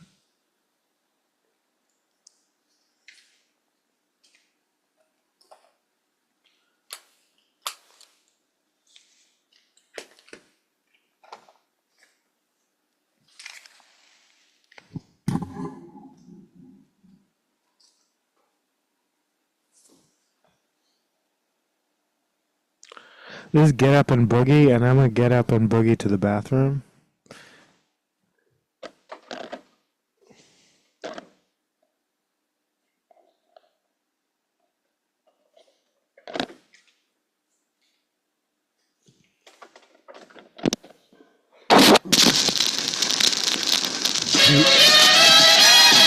Empty my bladder and refill my water bottle. See how that works?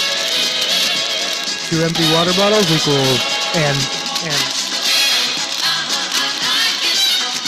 that much wine equals, I got it.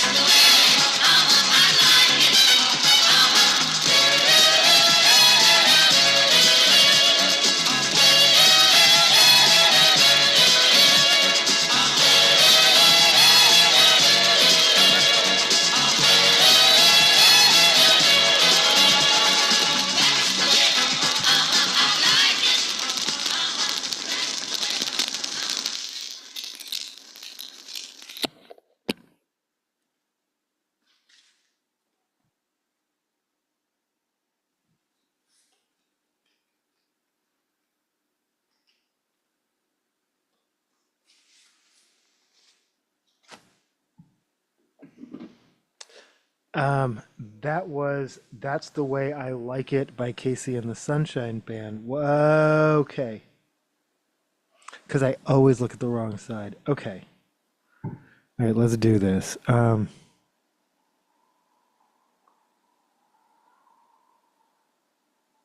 Well, having just played That's the Way I Like It by Casey and the Sunshine Band, this is More by Andrea True Connection.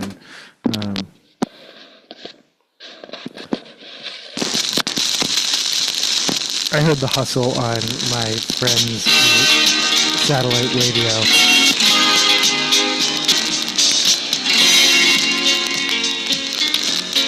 Oh.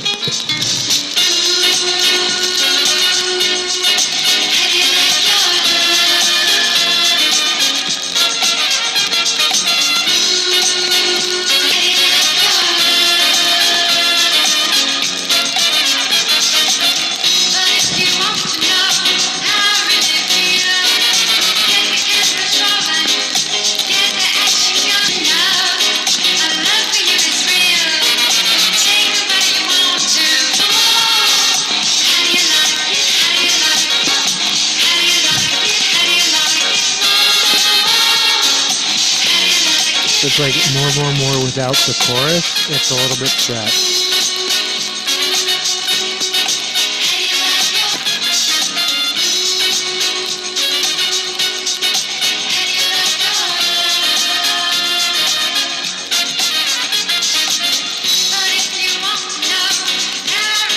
Blue Sky is supposed to be a decentralized social network. Unlike centralized services such as X or Facebook, it runs on something called an authenticated transfer protocol, which in theory makes it possible for Blue Sky to be merely part of a wider network of platforms between which users can interact and move their activities.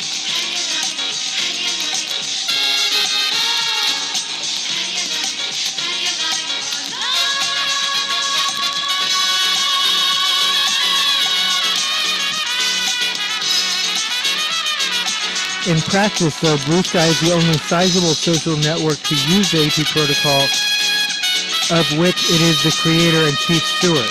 Minor implementations include a recipe exchange and blogging platform.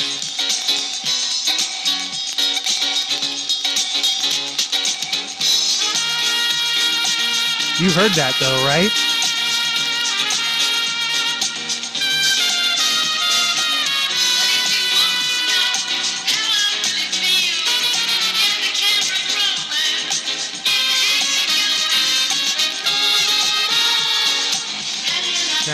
What song samples more? Steal My Sunshine.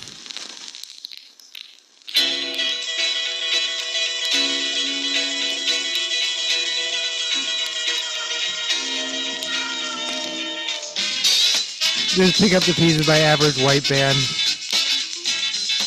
I thought their logo was so scandalous as a child. It's like, that W is a booty. That W's a booty. Shake your booty, man.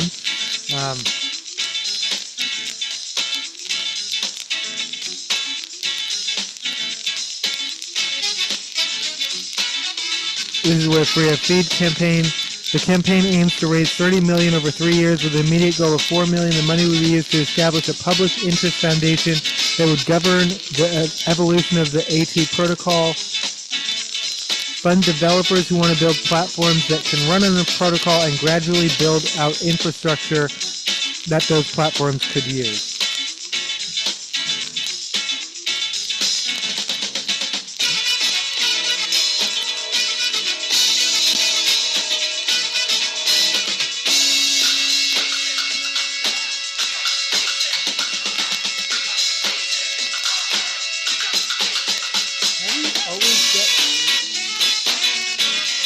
Sorry. Oh my god. I'm sorry, Carmen.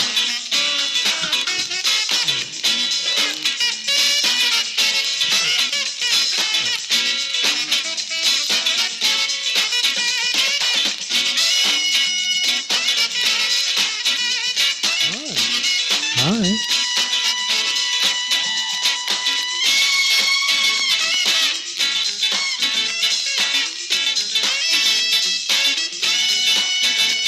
Oh, I wore my Hello Kitty like health meter watch for the first time.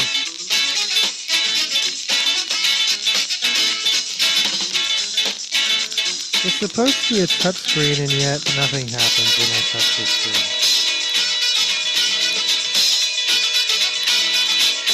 Oh, there we go. Okay. Something happened.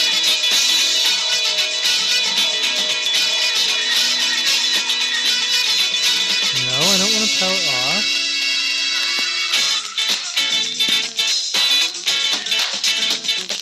Apparently all I can do is change... Most useless smartwatch ever.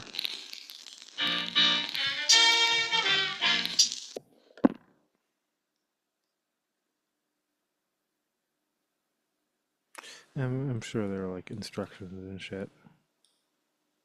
No, I don't want to power off. Yeah, all I can do is change the graphic. I can't. That's cute though.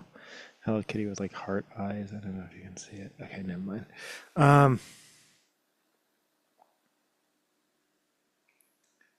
Boop. Oh, I had one more. Boop the cat.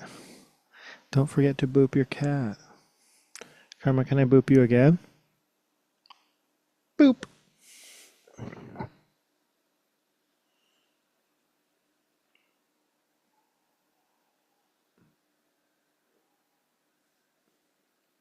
love you. I love you, you little egg roll stealing Destructicon.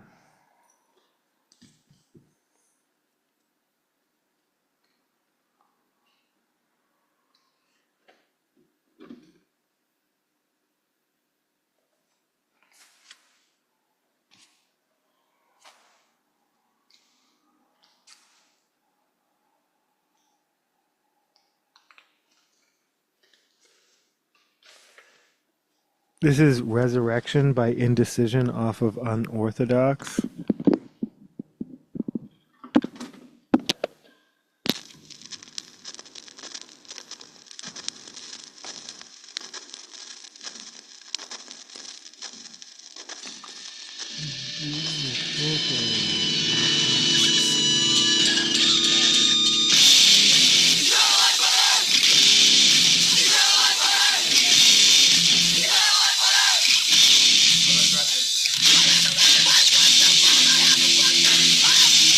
Yeah, no, I know we started entertainment news, but I think we're getting into tech and local news, but I have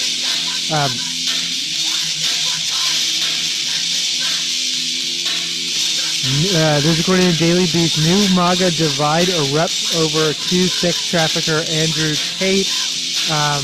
Basically, Ben Shapiro called him out as like not a role model. Meanwhile, Alina Habba, Trump's lawyer, gushed about how she was a fan on right-wing podcast The Benny Show.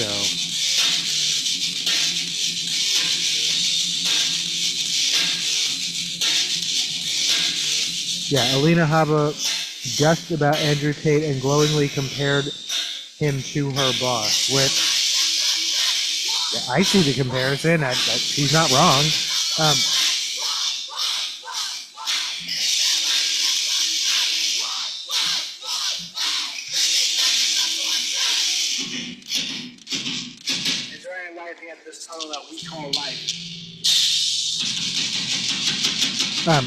Shapiro plays clips of Tate himself describing his strategy for meeting girls, getting them to like him, then making them fall in love with him so they can work for him on webcams. This is in the context of grooming gangs being a topic of discussion in England and Britain right now that even Elon Musk has weighed in on.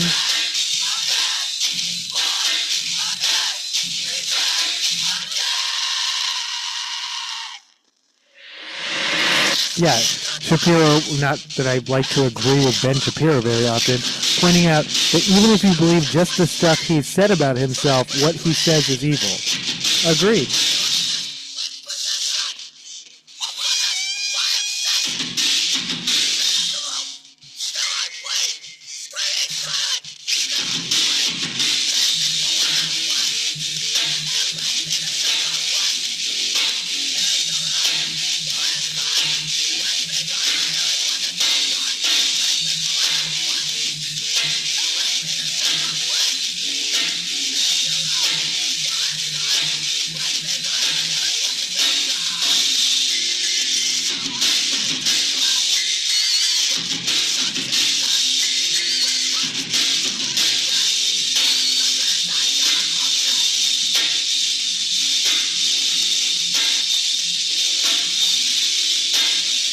Yeah, no, despite the supposed outrage that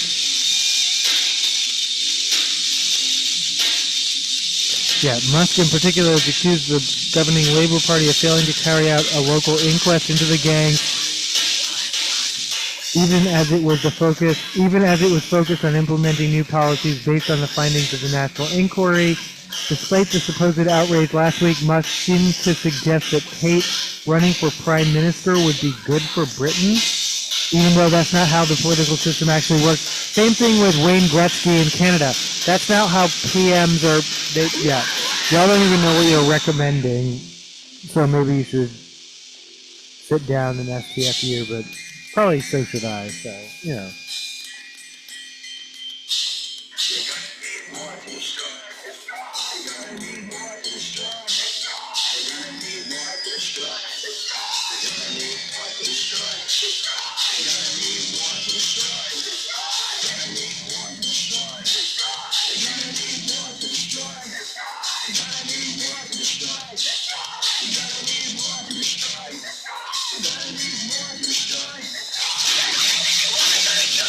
And then, I was also looking at, this is from the Independent. This is in January 23. I went inside Andrew Tate's Hustler University, where G's celebrate making $11, and what many people call a Ponzi or pyramid scheme. Basically, what he wants you to do is repost a bunch of Andrew Tate videos, and then if you get linked backs to the £40 a month, which, what is that? That's like $50, $60, $70 a month. His courses, which will teach you like cryptocurrency mining or how to repost his videos for link back, like, or Amazon drop ship shit. Stuff you could easily find out for free on YouTube. Or any social media. I'm not, no longer singling out YouTube. So thanks for watching, for as long as I'm still here myself.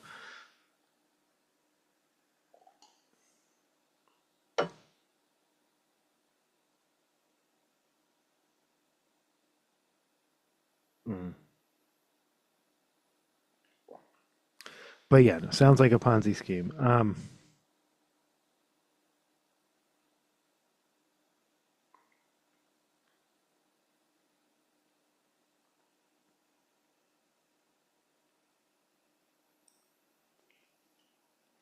Okay, let's play something else.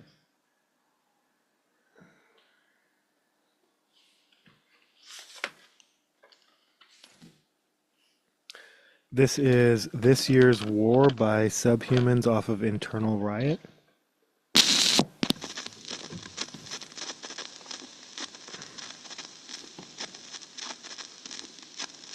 Sorry, Karma. Jim Carrey shares the one character he'd love to play one more time.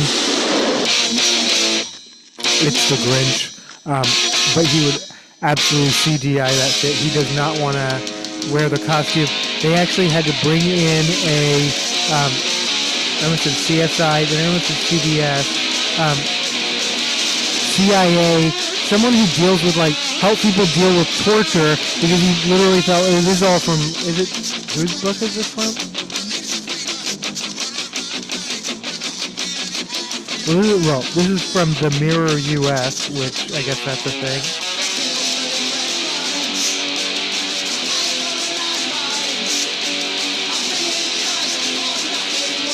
Brian Grazer's, holy shit. Fix your formatting, US. Oh my god!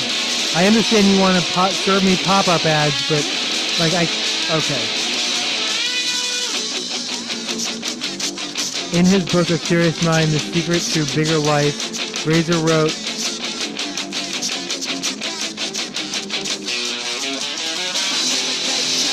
oh my god, I'm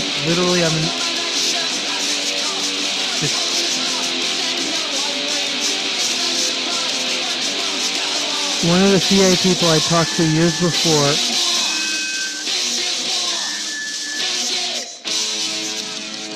before specializing in training in U.S. agents to survive torture if they were captured.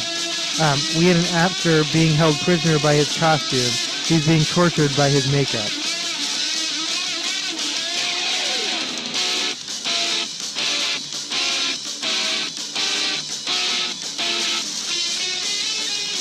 Speaking of, according to Variety, Margaret Qualley says it took a year to recover from the damage caused by prosthetics used in the substance. My face was so fucked up.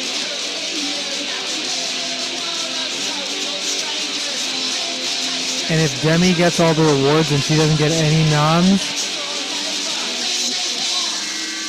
better luck next time. I know. I hear she was really good in the movie. But a lot of the attention is going to Demi Moore.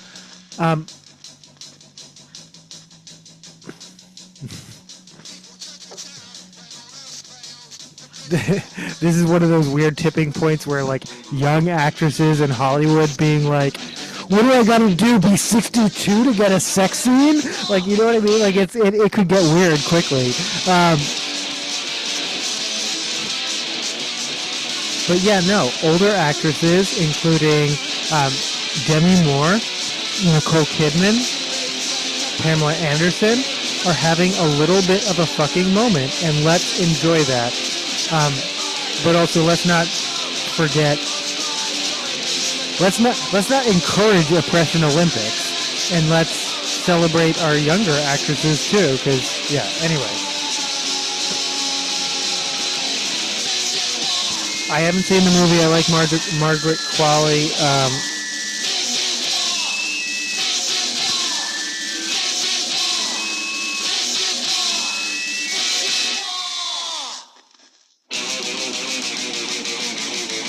Well, I'll play it out. This is Internal Riot off of Internal Riot by Subhumans.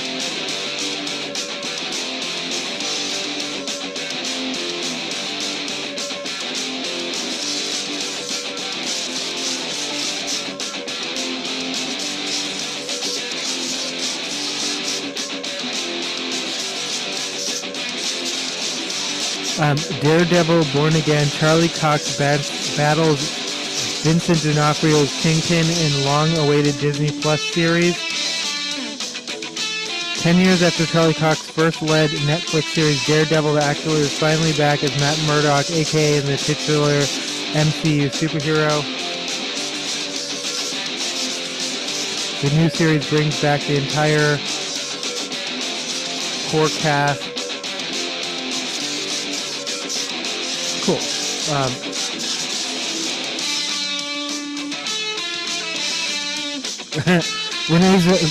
According to People magazine, Renee Zellweger says she took a 6-year hiatus from acting because she was sick of the sound of my own voice. She's back in a new Bridget Jones. Bridget Jones mad about the boy.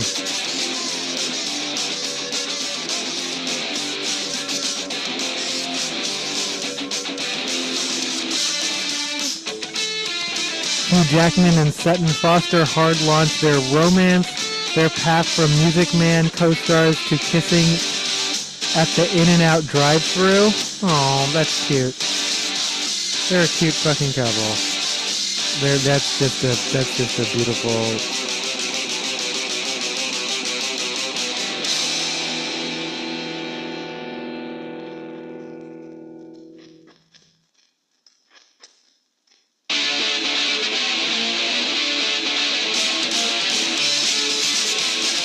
This fractured, it's already playing, so I'll let it play out.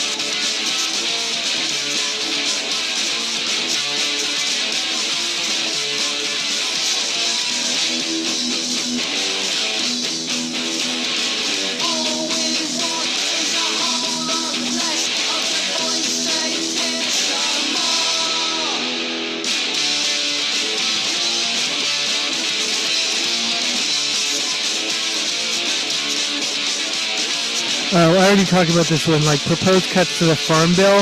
I don't know if that's the best way to start Republicans. I'm just putting ideas out there. I'm not, do your own research.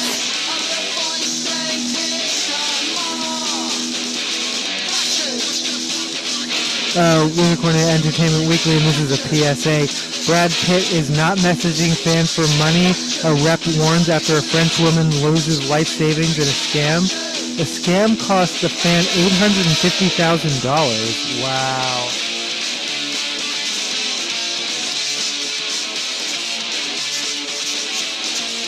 Which impersonators said Pitt needed for a kidney procedure.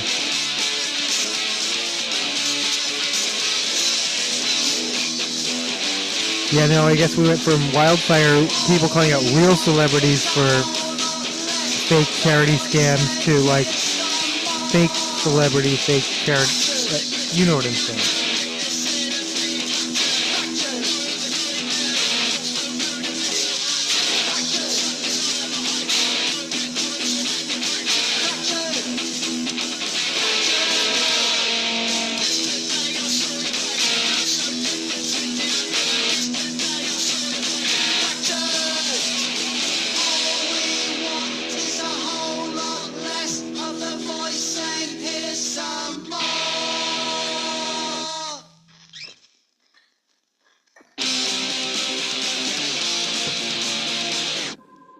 Bus.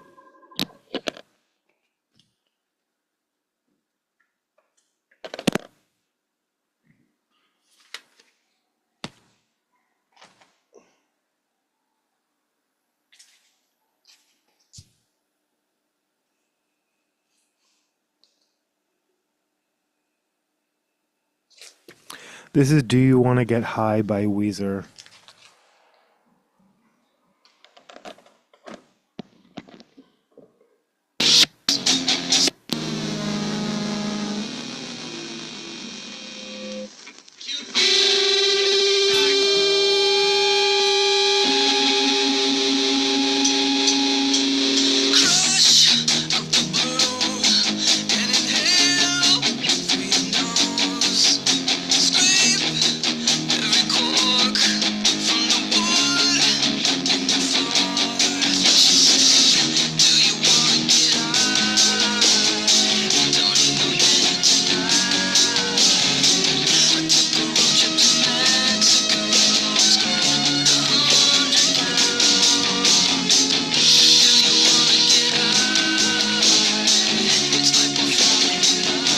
All right, we're there. We're getting okay.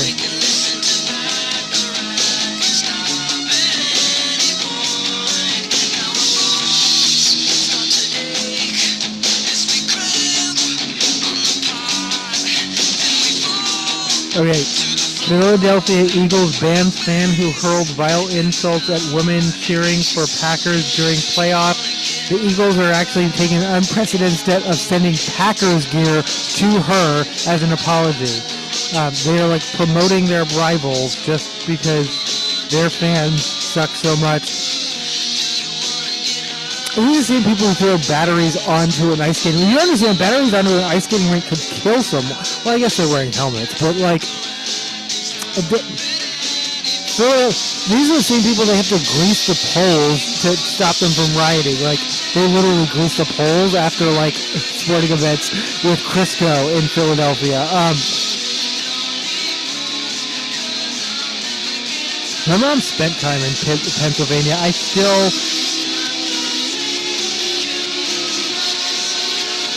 I didn't understand her, and specifically speaking as a black woman who was born in Mississippi in the 40s, to be like, yeah, no, Philadelphia in the early 60s was basically just Mississippi in the 40s. Like, how is that possible?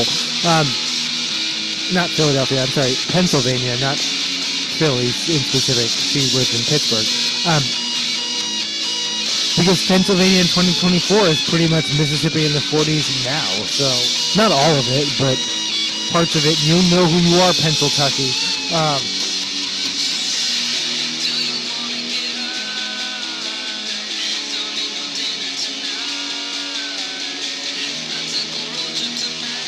Meanwhile, LeBron James, according to CNN, says he absolutely considered swapping the NBA for NFL during the 2011 lockout.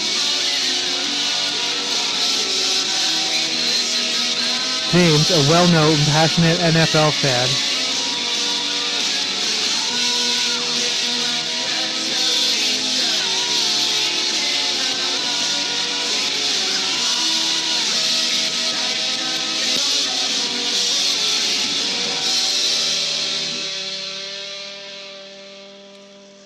my God, the Kelsey Brothers podcast. Never mind, I'm done.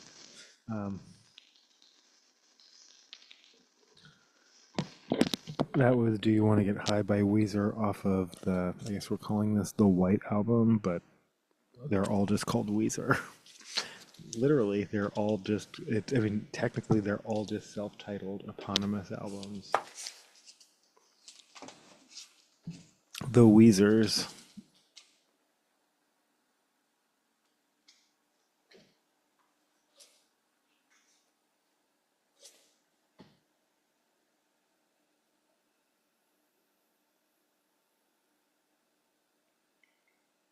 This is You Sexy Thing by Hot Chocolate.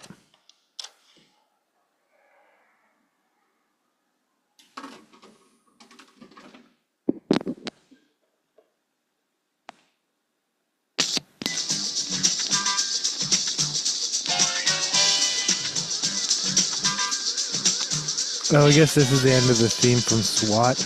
Why is this on so many records? Was this really like that?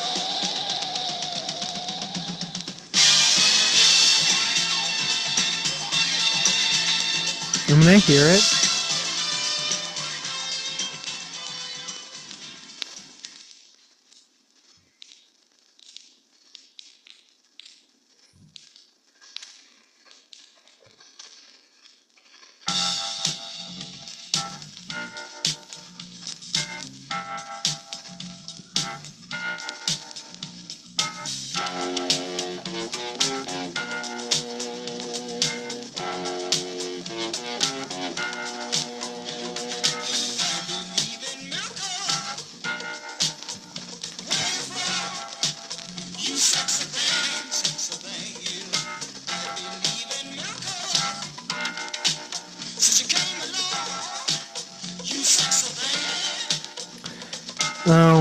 actually, I should have started here because this is, I guess, technically entertainment news, not sports news. Go Sports Ball!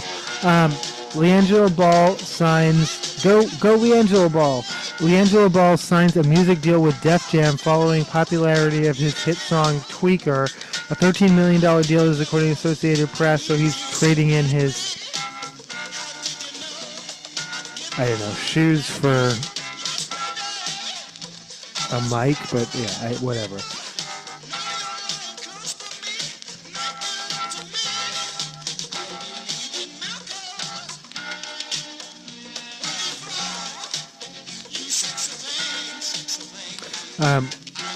Robinhood to pay $45 million in SEC settlement, Securities and Exchange Commission settlement over several alleged violations, reported the Wall Street Journal on Monday, but this is courtesy of TechCrunch is reporting the Wall Street Journal reported it, and that's always confusing to me. That's about as confusing as exclusive, but I'm reporting it to you now, and if I report it as an exclusive to People Magazine, how is it an exclusive to People Magazine? Anyway. That's the exclusive thing is less confusing if I'm not live. If I'm live, I'm like, well, it's not exclusive. I can guarantee you it's on the internet now because I just said it. But for all I know, XYZ thing is exclusive until I actually upload this. But I'm assuming I'm not the only person reposting it. But when TechCrunch reposts Wall Street Journal, who do I credit? Because I didn't read the Wall Street Journal. I'm reading Mary Ann Azevedo? Okay, anyway.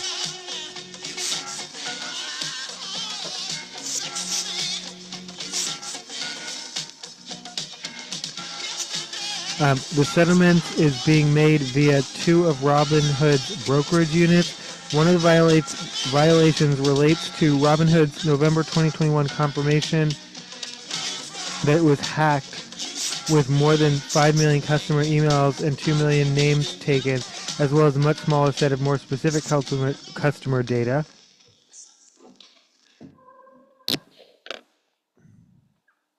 The SEC alleged that the two units covered by the settlement, Robinhood Securities and Robinhood Financial, did not adopt, quote-unquote, adopt sufficient policies and procedures to protect customer information. The Robinhood units also did not put a program in place to to sufficiently protect customers against identity theft. The SEC, again, Security Exchange Commission, also.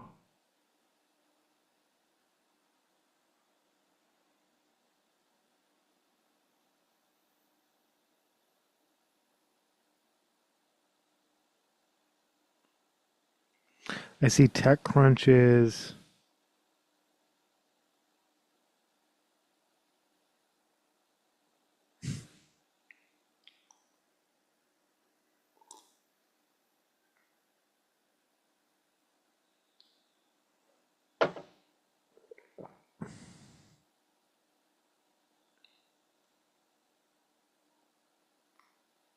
Yeah, I'd like to try that again.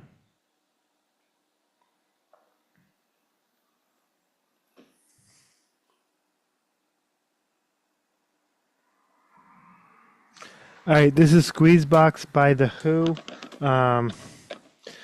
Probably followed by Ramblin' Man. Oh, probably followed by Average White Band. Huh, we're just doing that tonight, huh? This is Squeezebox by The Who.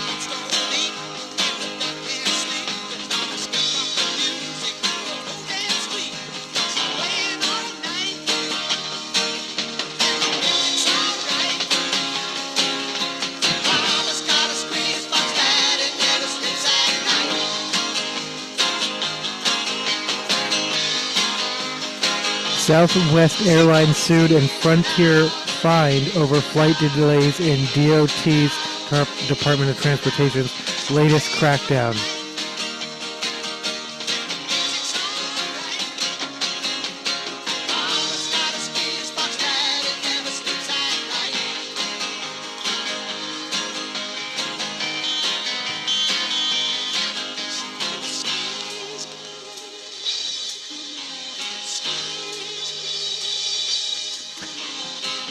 All right, we're moving into health news. I think we reported, I report this every like 2 years because they keep doing articles about it. And I'm like, this is dated, but this is the same shit it always says. Is oatmeal healthy? Yes, oatmeal is healthy unless you add a bunch of sugar to it. I'm sorry. Oatmeal is a carbohydrate, so it's just pure carbohydrate. So if carbohydrates are not healthy, and that's debatable, but it is a whole grain, and it is but is it the healthiest thing you can eat for breakfast? Probably not. When you load it up with a bunch of sugars and syrups and preservatives and artificial colorings and shit, is it healthy? Absolutely not.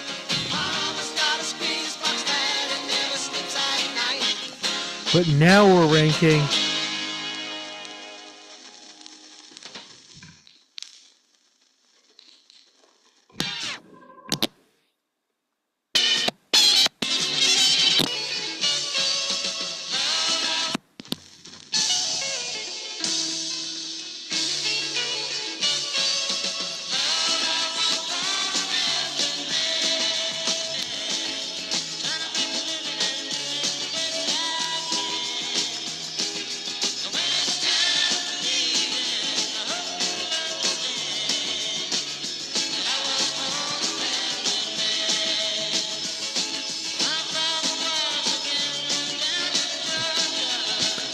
of all the things I have done right or wrong in my life, having the foresight to put this on a mixtape on a road trip.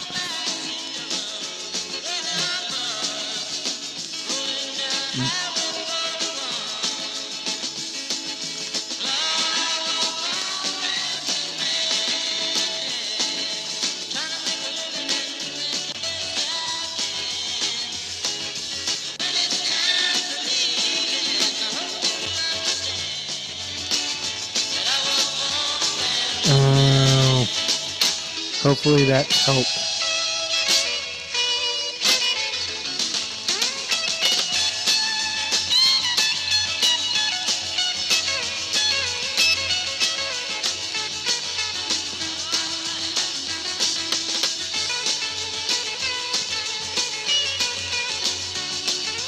Oh, well, speaking of oats, okay. Oats being carbohydrates. Oat milk versus almond milk nutrition facts. 8 ounces of oat milk, 79 calories. 8 ounces of almond milk, 29 calories. 8 ounces of oat milk, 14 grams of carbohydrate. 8 ounces of almond milk, 1 gram of carbohydrate. However, 8 ounces of oat milk, 4 grams of protein. Almond milk, only 1 gram of protein. That oat milk has more protein than almond milk. Actually, is that's a surprising thing. Fat, almond milk has slightly more, 2.5 grams in an 8-ounce serving versus 1.5. Fiber, oat milk has, well, almost double as much, 1.9 grams per 8-ounce serving versus 1 gram. Sodium, the sodium difference is not insignificant. Oat milk has significantly less sodium, 120 milligrams or 5.2% of your daily value. Oat milk has 5.2% of your daily value of sodium? Almond milk has 189 or 8. An 8-ounce serving of almond milk has. Have you been worrying about sodium in your almond milk? Like 10% of your daily... Okay, wow.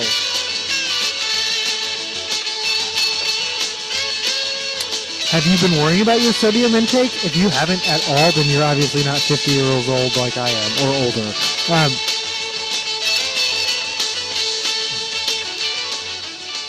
Holy shit. Almond milk has hella more calcium.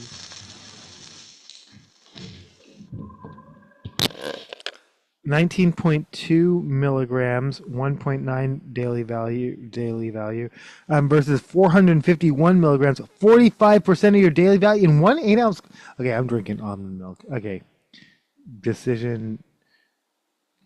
Oh shit. Well, okay, no, my answers are pretty clear. Since I'm not watching my calories, almond milk all the way, or my sodium. Per se, though, I'm probably watching my sodium and carbohydrate intake more than my overall calories. I'll just put it that way. Vitamin D, oat milk has 0. Almond milk has 101 IUs, whatever that stands for, 16.8%. Iron, oat milk has 0.72 milligrams or 0.72. Oh, yeah, no, or 9% of your daily value. Almond milk has 1 milligram or 12.5% of your daily value. Potassium.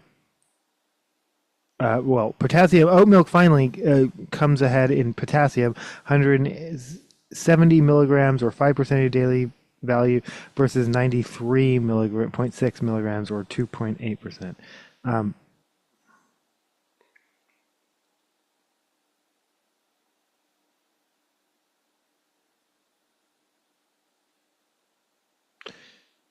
Let's see, what do they have?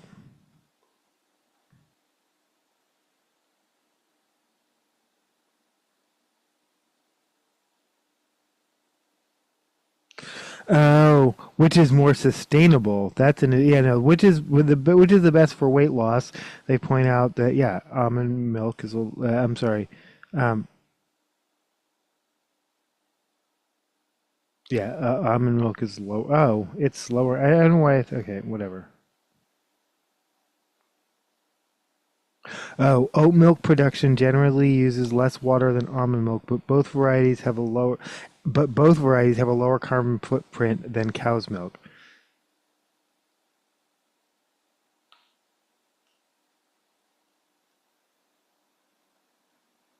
Studies have shown that oat milk carbon footprint is less than 30% of dairy milks, and its land use is only 16% of that needed for dairy milk. though that can be deceptive. We're going to get into that. And also, they have no statistics for almond milk. The land used for dairy cows can be used for other things because of how they graze. It's not only used for dairy cows, and I think that is, even as a vegan, I'll point that out.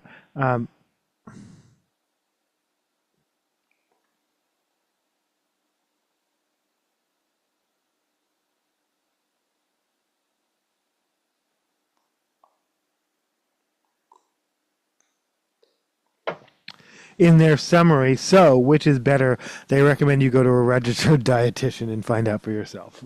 I mean, they're literally like, it depends on your. It's not there. It is not a one size fits all answer, which is valid. Oh.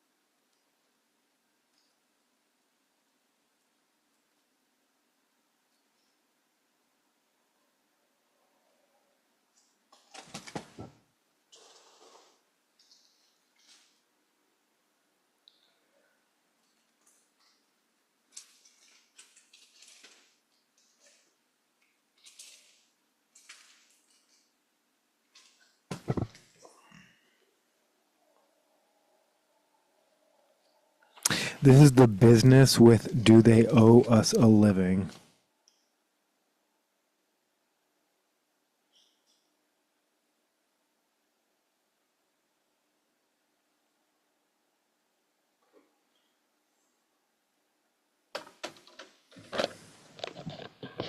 Of course they fucking do.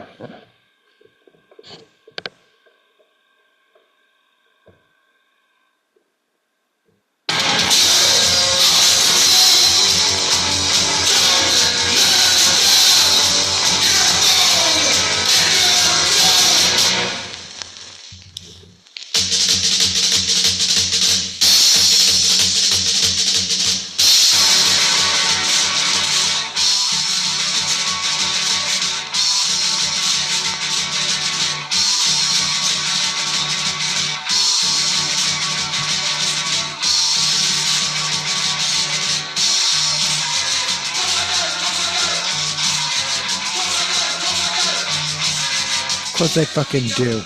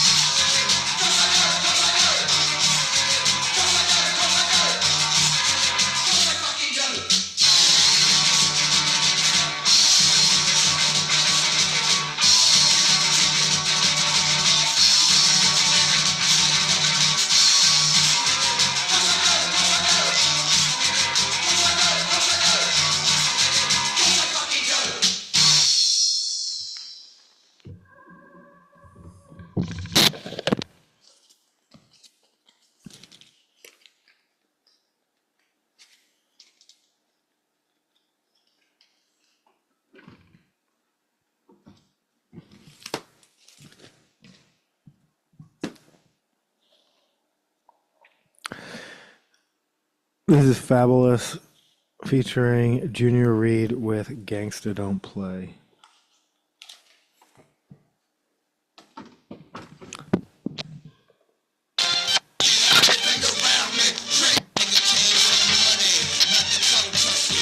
Oh, that was actually. Oh, let's play The Return of the Hustle featuring Swizz Beatz. That was the end of Baby Don't Go featuring T-Pain.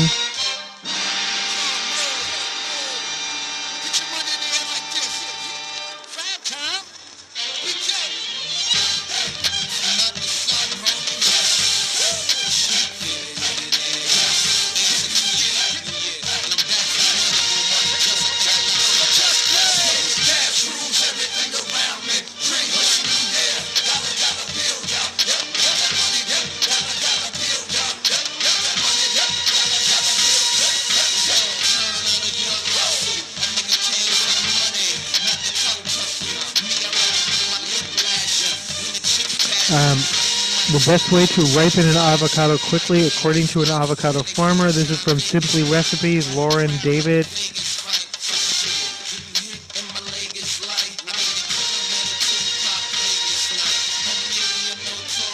It involves 2 items you probably already have: bananas in a brown paper bag. I knew this. I keep my... I get bananas and avocados weekly. And I keep them stored together. I don't keep them in a paper bag unless the avocados are really... so I don't want to... You can speed up... Yeah, putting them in a paper bag, you're going to ruin the banana. That's the caveat to that. If you're using a banana to speed up the ripening of your avocados, it'll work, because especially if you put it in a paper bag, because, okay, bananas emit ethylene gas, which is a gaseous plant hormone in fruit that induces ripening, explains Rachel Lannon, 6th-generation farmer and director of farming at operations at Kimball Avocados.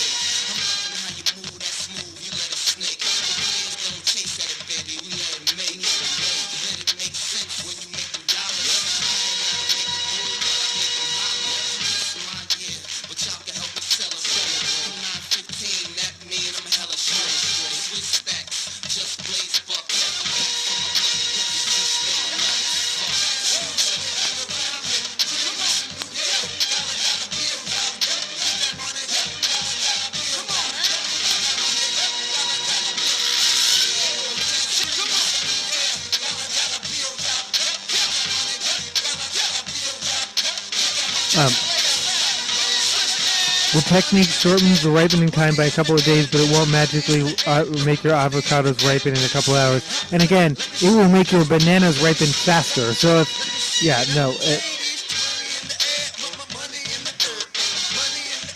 and it goes the other way around. If you have, like, green bananas but ripe avocado, it goes the other way around, too. Or any 2 fruits. Put them in a paper bag. You got an overripe fruit and an underripe fruit. If you don't mind sacrificing we're going to play it out.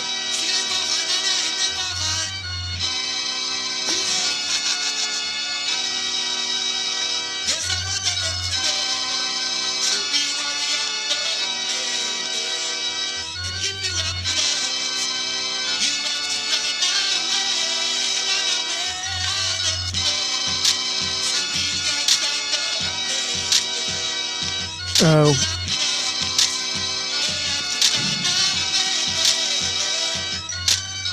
Yeah, USA Today, and this was published January 10th. This is published recently. How to feed those wild birds in your backyard this snowy winter. Nope.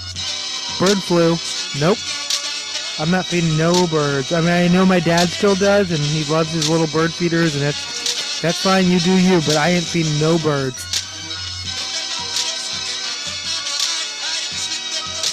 Much as I miss having chickens, we're gonna have to crush that bird flu shit before.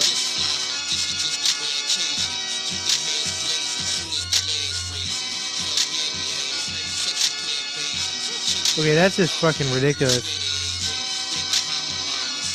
What is the largest Maine Coon cat?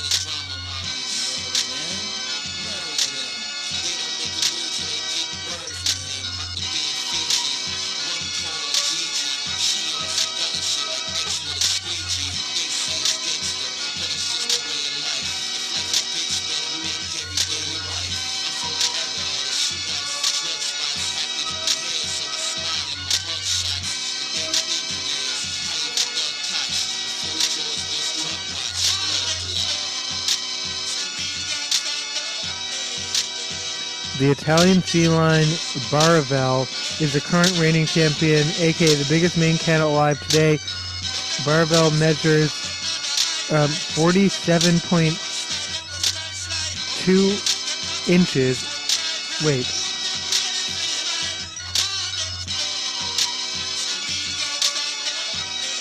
Oh, I read female. The Italian feline. It is a he. I don't know who Stewie is, but yeah, okay.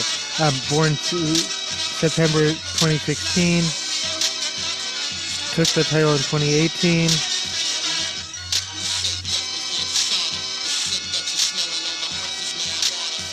According to his owners, the breeders chose the name Baravel, which translates to clown or joker. However, his personality is actually very calm and shy.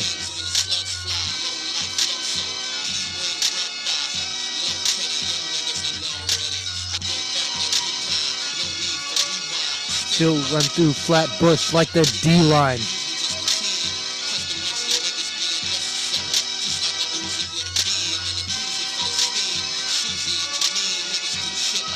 But it's usually in their dreams.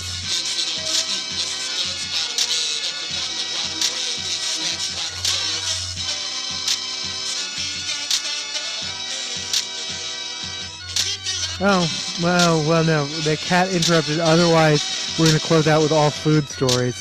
That was like health, science, animals are science in my mind.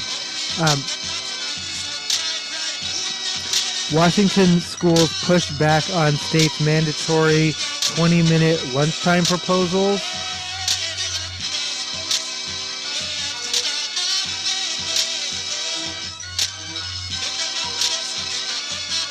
School districts in Washington came out in forceful opposition to a proposal by state school superintendent requiring at least... Okay.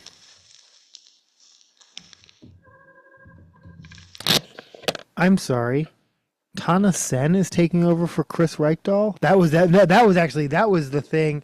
Is that's real? That's wild because it means the head of DCYF knows my name. But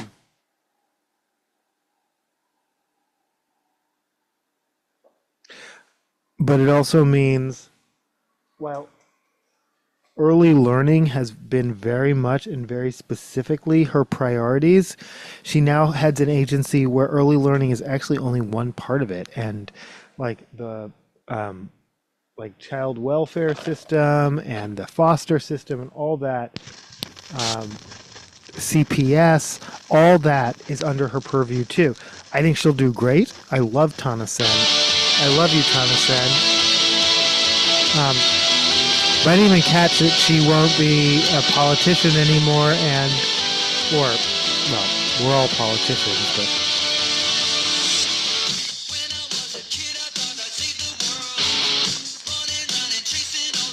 But what does it mean, A, we no longer have her as a strong vocal advocate in the legislature, and we have this person who really cares about early learning? No, I am hopeful. We listen to Weezer with Hero off of Van Weezer.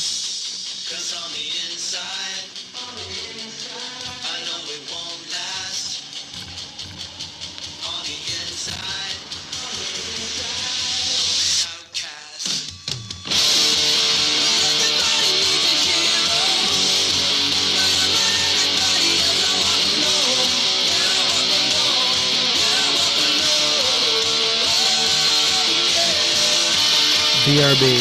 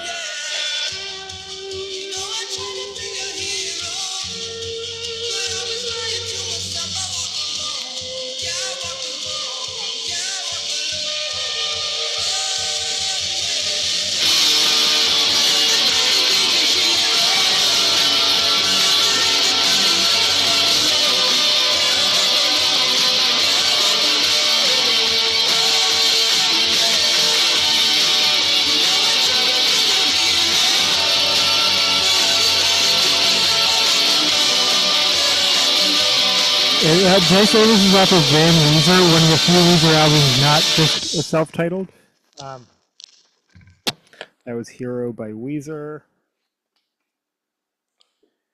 We're only going to play a couple more songs. This is the end of the episode for sure. Excuse me.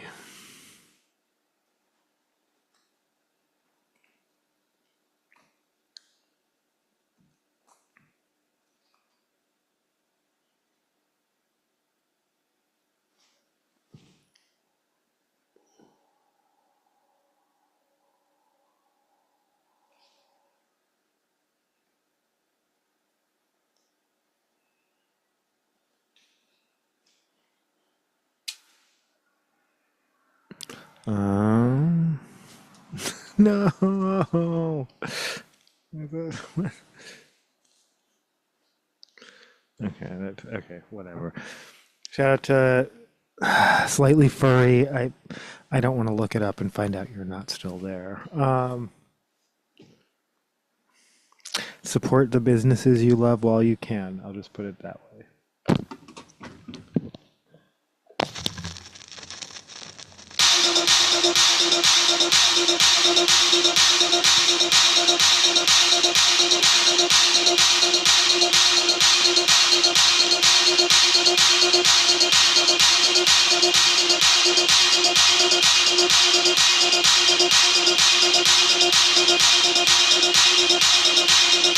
Oh. Well, first of all, why is OSPI concerning themselves with 4 and 5-year-olds? Aren't those early learning children, but they're in schools. 20 minutes is too long for 4 and 5-year-olds. Why are high schoolers being held to the standard of a 4 and 5-year-old? Well, again, this is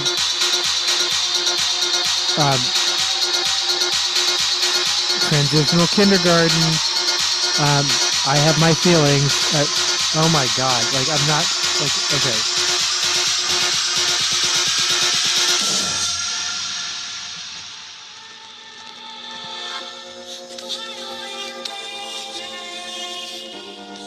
This is Heroes by, did I not mention this? By Alessio Cara. I'm sorry, not Alessia. Alicia. This is by Alesso featuring Tovlo.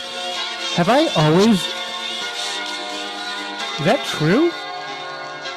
Yeah, it's clearly true. I'm looking at it right now.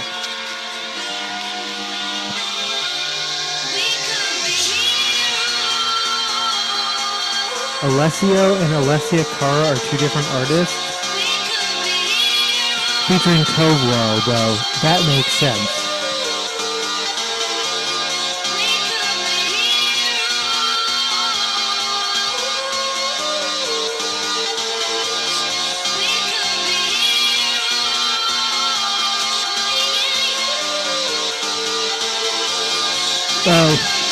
We're doing our best to create a space where students can eat a healthy meal. Just leave us alone to run our space and be more respectable of the professionals you hire, said Jerry Grubb, superintendent of the Great View School District. That sounds pretty confrontational, but I'm kind of with you on that, maybe? I don't know.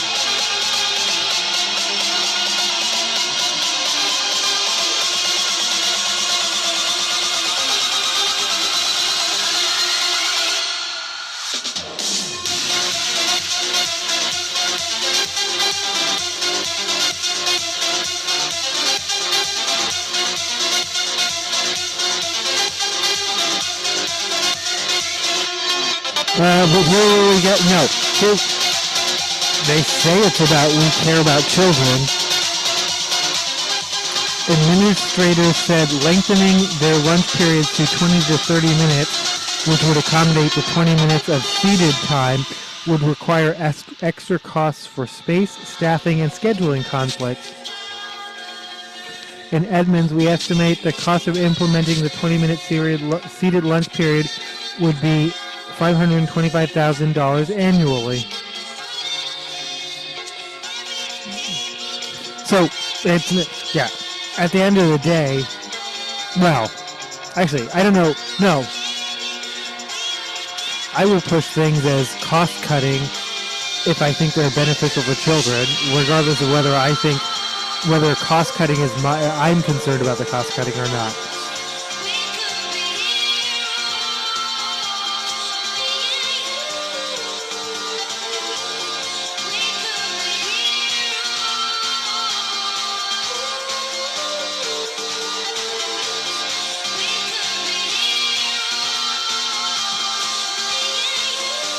And then, I think I already reported this. This is from Cairo 7, but others have reported, including Vanishing Seattle.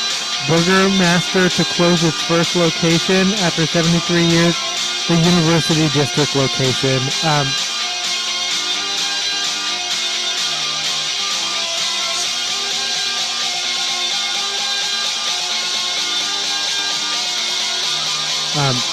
Ian's Pizza still has a location in Fremont. I will go check them out.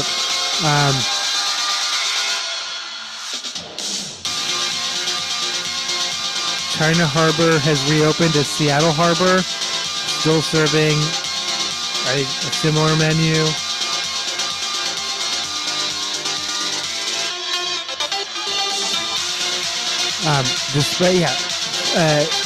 Flowers Just For You had nothing to do with the minimum wage, but it was reported that she was literally retired. She's 90 and she's like retiring. Like what? Like some of the reports are like, but. Yeah, I have to admit, I often use Ian's as an example of Z Pizza complained they couldn't afford to run a pizza place when they raised minimum wage to $16 an hour, and now it's X, and Ian's can afford to, but seemingly they can't. It is worth pointing out, rents are a significant thing. So, wages are what gets local news because they're really anti-worker. I don't know how else to put that. They want your 50 cents to buy the paper, but they're really anti-worker.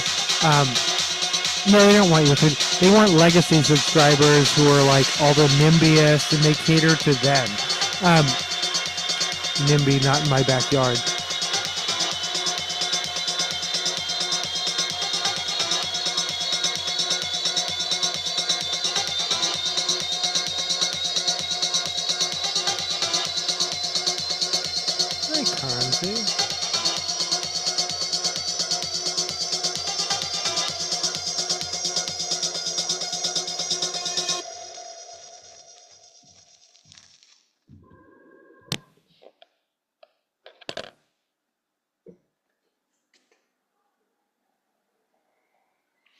This is Everything Is Awesome, Richard Cheese, and Lounge Against the Machine version.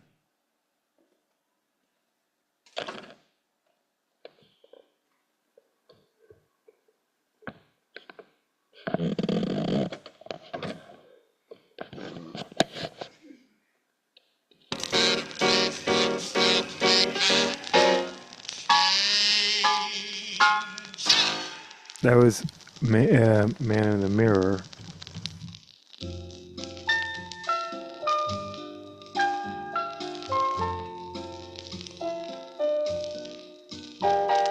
In the meantime, please enjoy this video of my cat.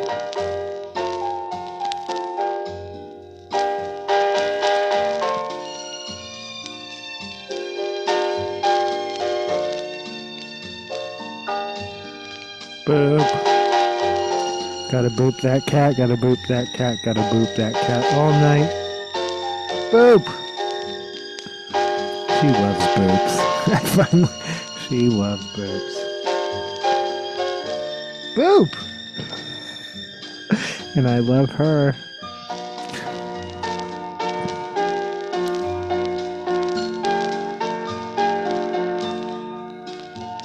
Thankfully, I finally forgot what I was talking about, so it's time to go to bed. Blah, blah, blah, something, something, something. Thanks for watching. Tune in again soon. Restaurants closing. Pizza, minimum wage. Minimum wage. We're not going to do that right now. I've never paired that with minimum work for minimum wage. That I could play pretty quickly.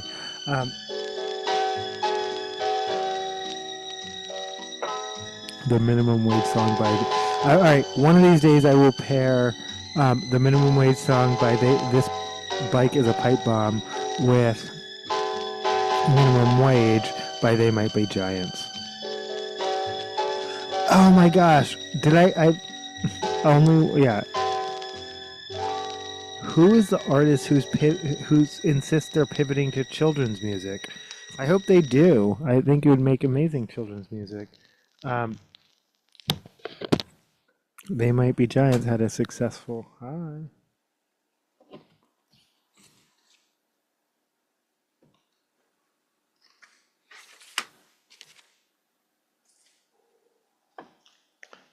Broop, broop. I said broop, broop.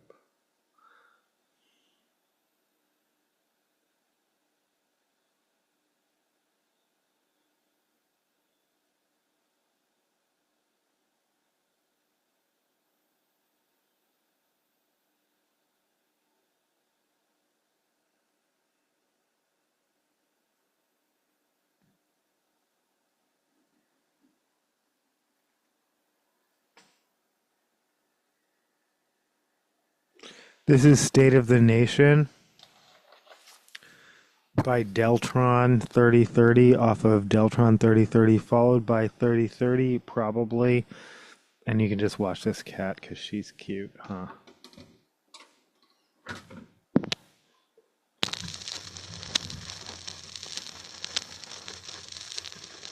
It's the year 3030. And here at the Corporate Institution of Time, we found ourselves finding out that in fact, we came back.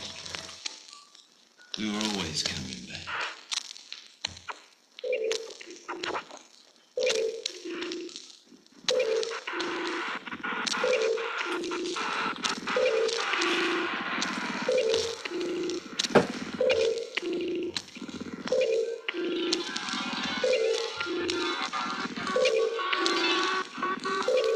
Calling Apollo 9. Calling Apollo 9. What is your condition? Calling NASA. This is Apollo 9.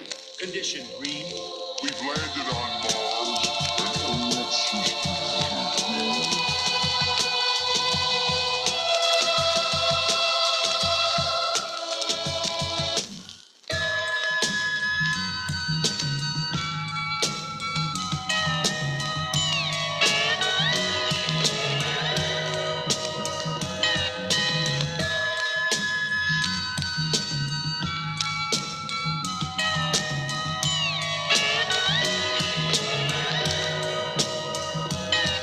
Yo, it's 3030. I want y'all to meet Deltron Zero, hero, not no small feat. It's all heat in this day and age. I rage and grave anything it takes to save the day. Neuromancer, perfect blend of technology and magic. Use my rapping so you all can see the hazards. Plus entertainment where many are brainless. We cultivated a lost art of study and I brought a buddy. Automator, harder slayer, fascinating combinations. Cyber warlords are activating abominations. Domination with hatred, we aim with that. We high-tech archaeologists searching for knickknacks. Composing musical stem packs that impacts the soul. Crack the motor, what you think you rapping for? I used to be a mad soldier, but I didn't respect orders. I had to step forward, tell them this ain't for us. Living in a post-apocalyptic world, morbid and horrid. The secrets of the past, they forwarded. Now we just boarded on a futuristic spacecraft. No mistakes, black is our music, we must take back. Yo, it's 3030. I want y'all to meet Deltron Zero and Automator. Yo, it's 3030. I want y'all to meet Deltron Zero and Automator. Yo, it's 3030. I want y'all to meet Deltron Zero and Automator.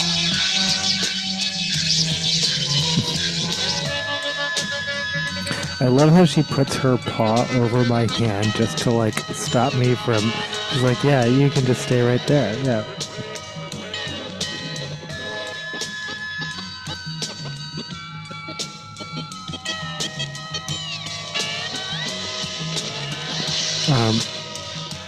Deltron 3030.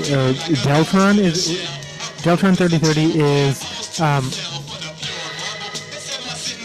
Del the Funky Homo Sapien, Dan the Automator, and Kid Koala doing the scratches.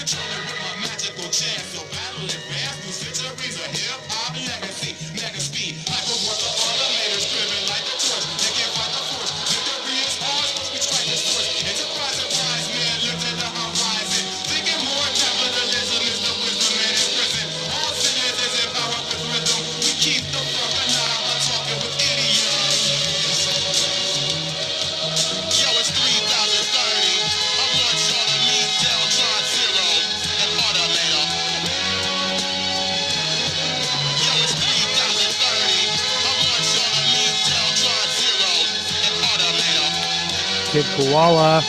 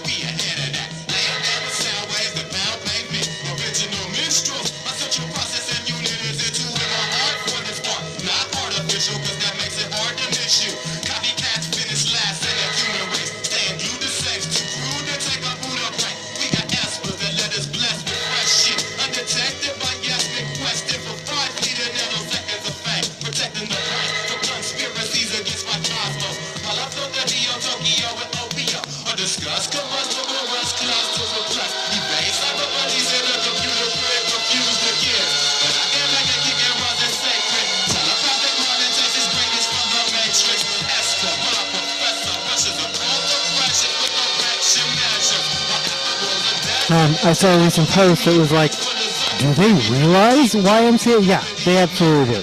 It's called appropriation, and they're doing it on purpose.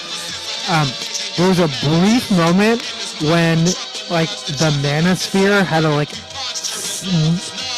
again,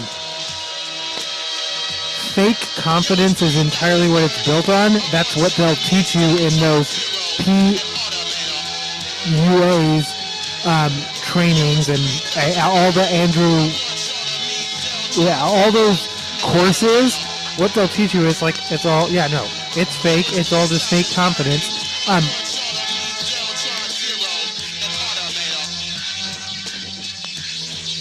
But there was a brief mini crisis when they realized that the whole thing, the whole house of cards, is built on this red pill, a metaphor from The Matrix, a movie by transgender artists about the trans experience. They had a crisis of faith there, and then they realized, no, we can just claim it for our own. It doesn't matter. Just like rap, just like the N-word,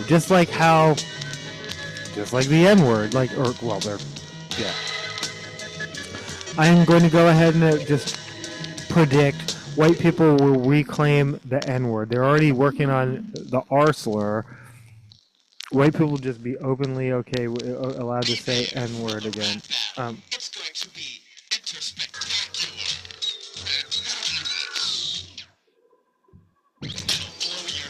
I'll just play this out. I wasn't planning to, but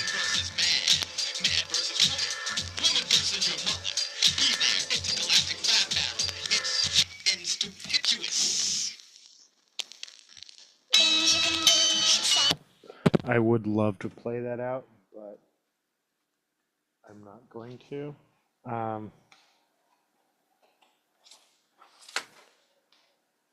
Oh. If it's right here, right now, then this is exactly how I'm playing it out.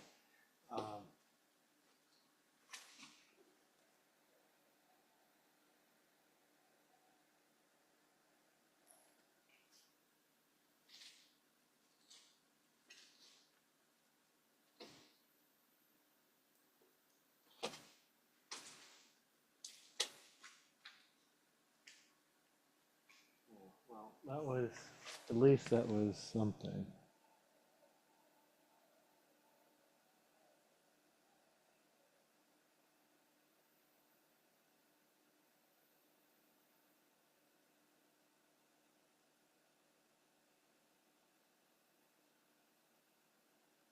That wasn't how. Make me do research. Okay.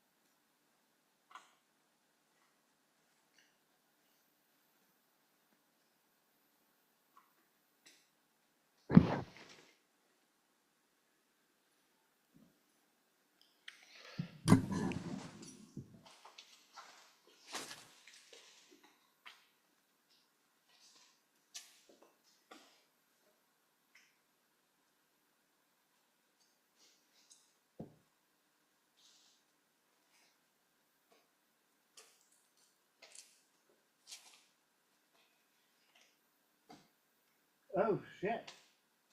That wait. Oh no, wait, never mind.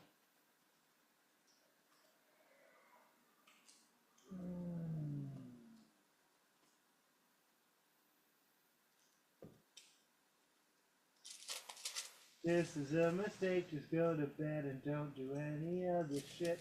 Don't worry about it. Don't do any of this shit. Okay. All right. Ugh. Gonna go there. We're gonna go there.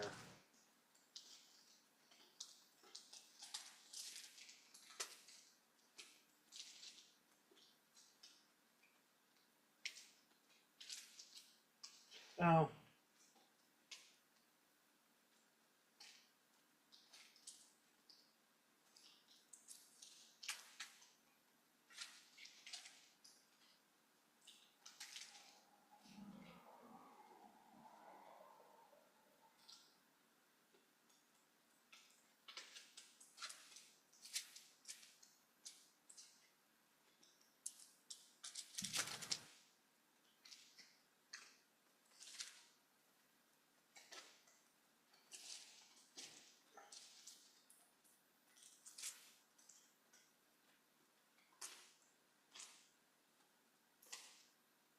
Okay. That's a little bit.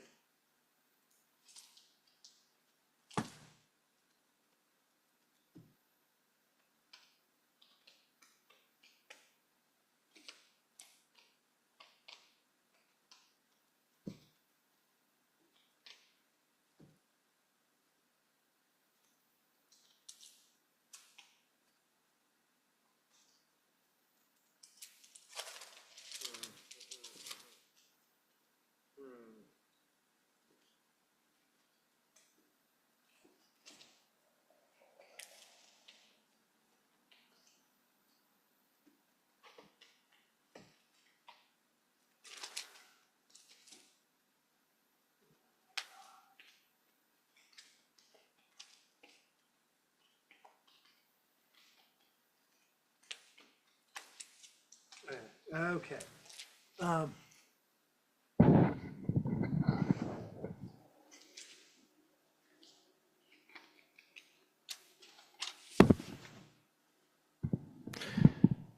in honor of the fact that something I bought was the receipt actually came out to $25.25, and now I'm like blanking what that even was. Oh, it was how much is left on my Metro card. I have $25.25 left. This is in the year 20. This song blew my mind. I was like, oh wait, they're not done yet. They're just gonna keep going, and they did.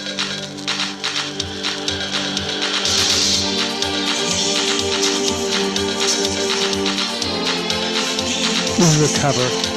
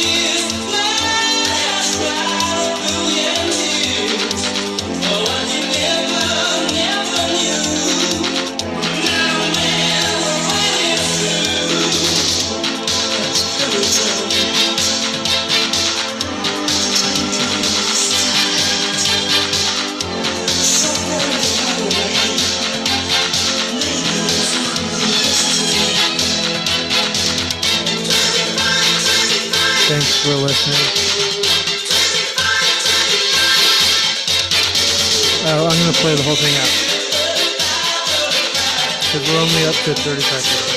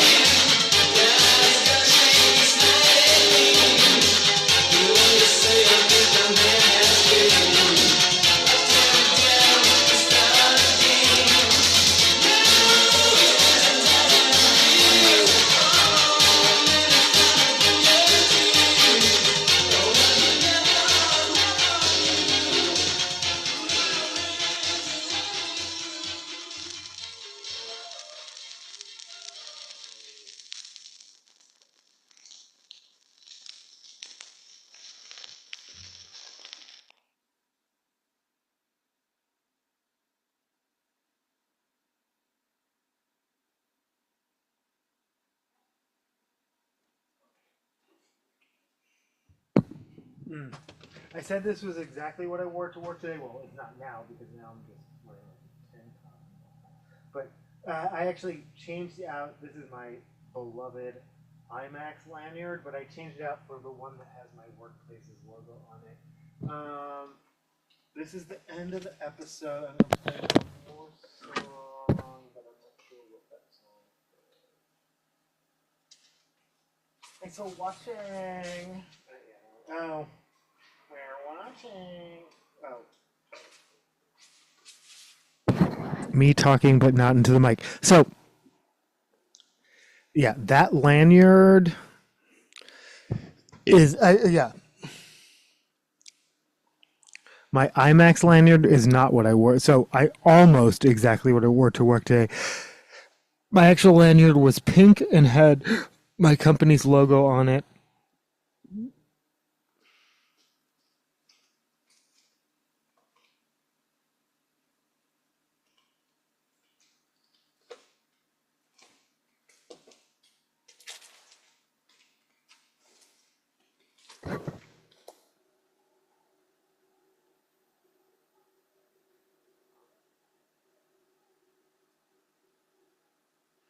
Oh.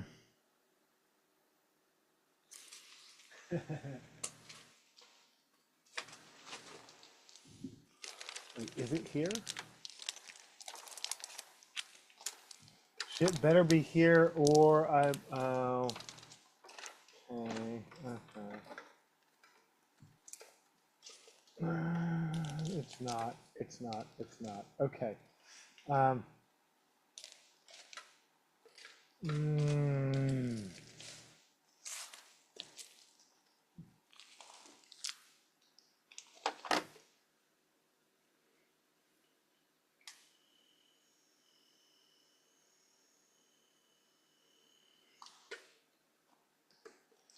I literally had an idea for how to.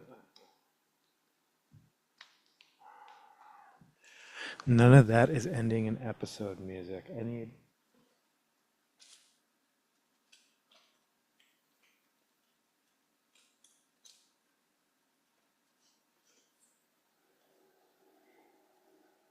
Oh, wow.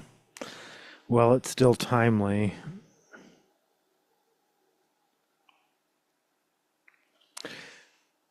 This is Regional Justice Center with Don't Talk to Me, followed probably by Escape from LA.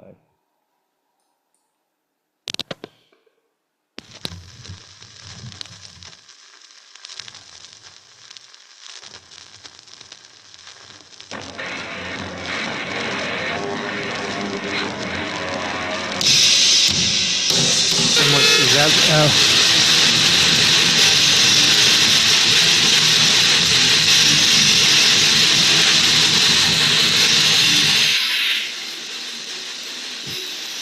that lighting is weird. Like that, is that him? Like, is that really my skin tone?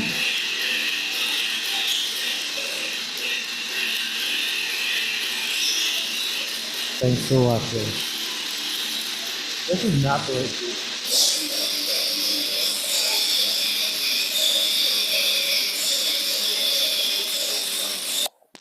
We're gonna try that again. Thanks for watching. This is the end.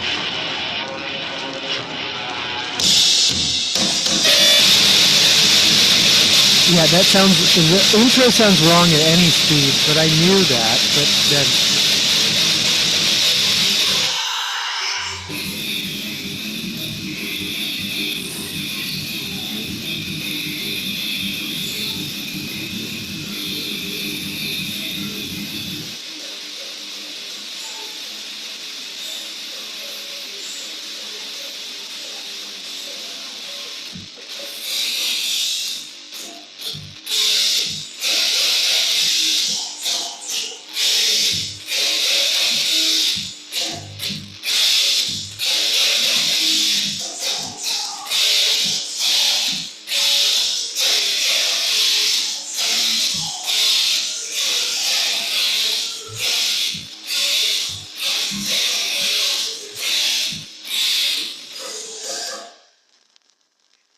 Escape from LA.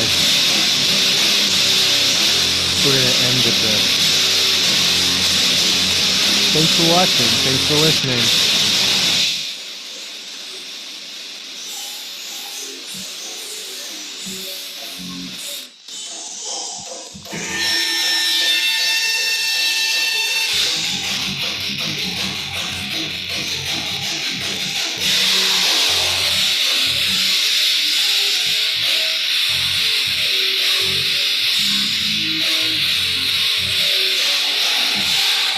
The end.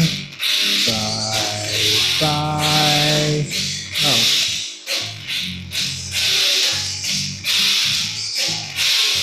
Me went. That's literal. Holy shit.